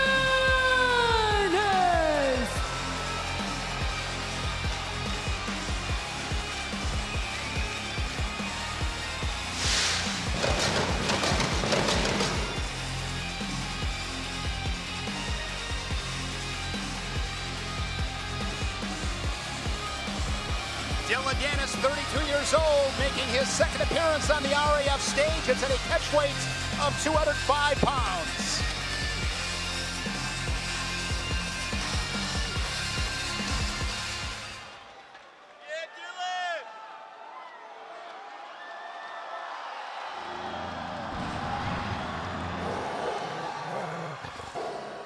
I'm coming, rock.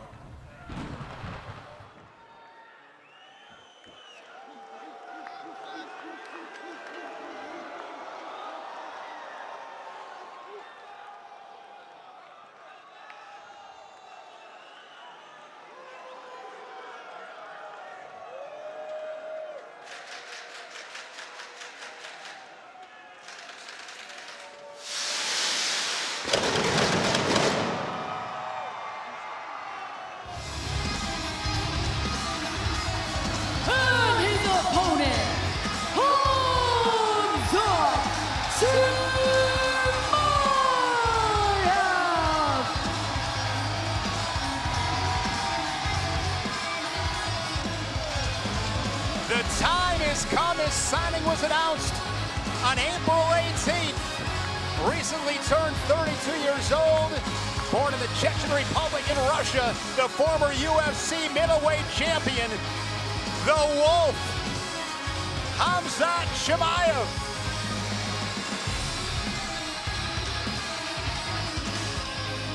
Your main event is scheduled for 3 periods in the Real American Freestyle Catchweight division. Introducing first, wrestling out of the red corner from Parsippany, New Jersey, weighing in at 205 pounds, a 15-time Jiu-Jitsu World Champion and MMA World Champion, Dillon Danis. And his opponent, wrestling out of the blue corner and from the United Arab Emirates, weighing in at 203.4 pounds, a 2-time Swedish national champion, a former UFC middleweight champion, Khamzat Chimaev.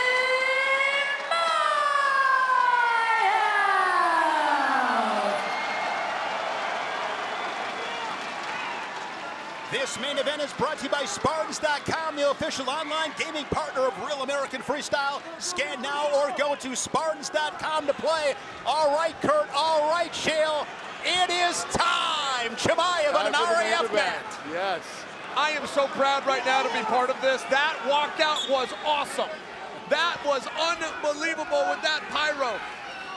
I have never seen a presentation like that before. Two-time Swedish champion out of Chimaev. I will remind you, he was third in the three-time Swedish and third in the Russian Nationals. That was junior division, one of the most respected tournaments. So in wrestling, he was third. Trained with the guys from Dagestan before going and representing Sweden. Looking for that 2-on-1. Chimaev is definitely a world-class wrestler. To do that in Russia, captures that left leg and dumps Danis down to the mats. This is big trouble for Dillon Danis. He can jump. Trouble. He can flip to the far side. Pick him. He might get a fall here. That is a fall for the Wolf. Chimaev in his RAF debut, the first period stick. I have never seen a fall from a fireman's carry. Never in my life. Oh gosh, here we go. It is mayhem in St. Louis. We saw a kick from Danis. Chimaev wasn't going to have it as he kicked him back. And just like that, about 150 people on the RAF stage.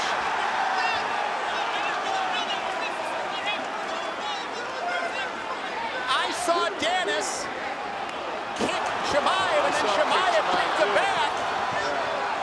Danis started it.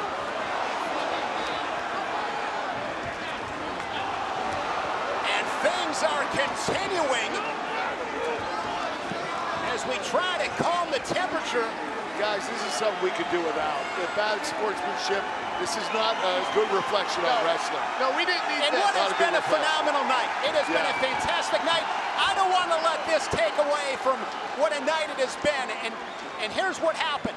Here's Chimaev. He gets that leg, dumps down Danis, grabs the elbow, tips him up, and pins him. Danis should have bailed here. He didn't. Referee actually does a good job looking in. But he kept that arm chill. It would have been tough to bail. That's right. So Danis exposes here. Referee calls it a fall. All right. Yeah, I guess he kicked him.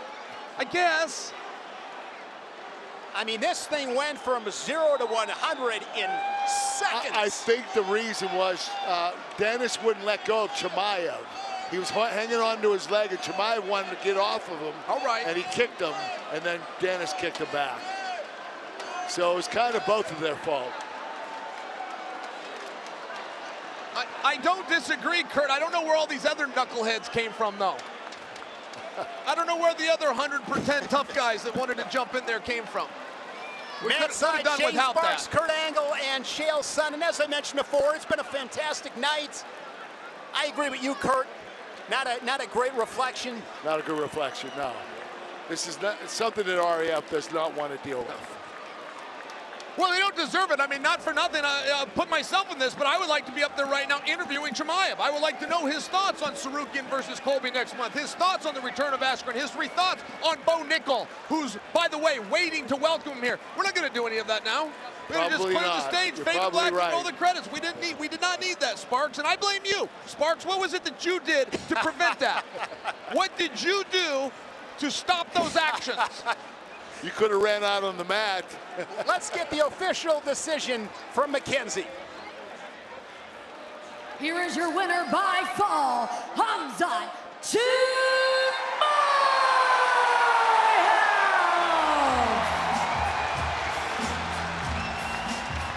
Hey, and how about this referee? This referee over here picked Chimaev up and walked him around. And Chimaev showed respect. If you'll remember, when Tsarukyan started that brawl, he also showed respect to our official. And for that, I do have to give him a little bit of credit. Yeah, he didn't fight him back. No, you don't fight the official, ever. Right, yes. Match of the night, Keegan O'Toole and Bekzad Abdurakhmanov. Abdurakhmanov got out to a quick start. He was leading Keegan O'Toole 6-0. But the Missouri national champion scored 10 unanswered as he rallied for the 10-6 decision, our Real American Freestyle 10 match of the night. Keegan O'Toole Until now 1-1 in Real American Freestyle. And just found a way, he persevered and was able to withstand that early charge from Olympic bronze medalist Bekzad Abdurakhmanov. I agree with that, guys. That was the match of the night. What an exchange. I mean, two studs, right? You've got the former medalist with the future. Keegan O'Toole represents the future. The next decade of American wrestling could be in that young man's hands. I've been a fan of Keegan O'Toole for a while now. That was his best match yet. Yes. He had an incredible match tonight. Overall thoughts on a great evening in St. Louis at RAF 10. The evening was incredible. I loved every match. I just hated the ending. That's it. Bad guy? Yeah, I'd really like to hear from them, by the way. I thought that Chimaev earned, you earn that moment in the spotlight. And he's you a superstar. To hear those and people the crowd, clap for you. they want to hear from the superstar. Yes, we did not need that. Especially the main event. It was the main event tonight. I will tell you, though, great all-time live gate right here tonight. Bigger revenue. Sebastian Rivera in the house. How about that? Great win. Not bad for a 125-pounder, huh, Beat Sparks? Haji Weren't you Aliyev calling tonight. this guy little? Weren't you calling him littler? Oh, we'll deal with this later. No, I got Nordy in our ear. All right, wrap it up. Wrap it up. Fantastic night here on Fox Nation.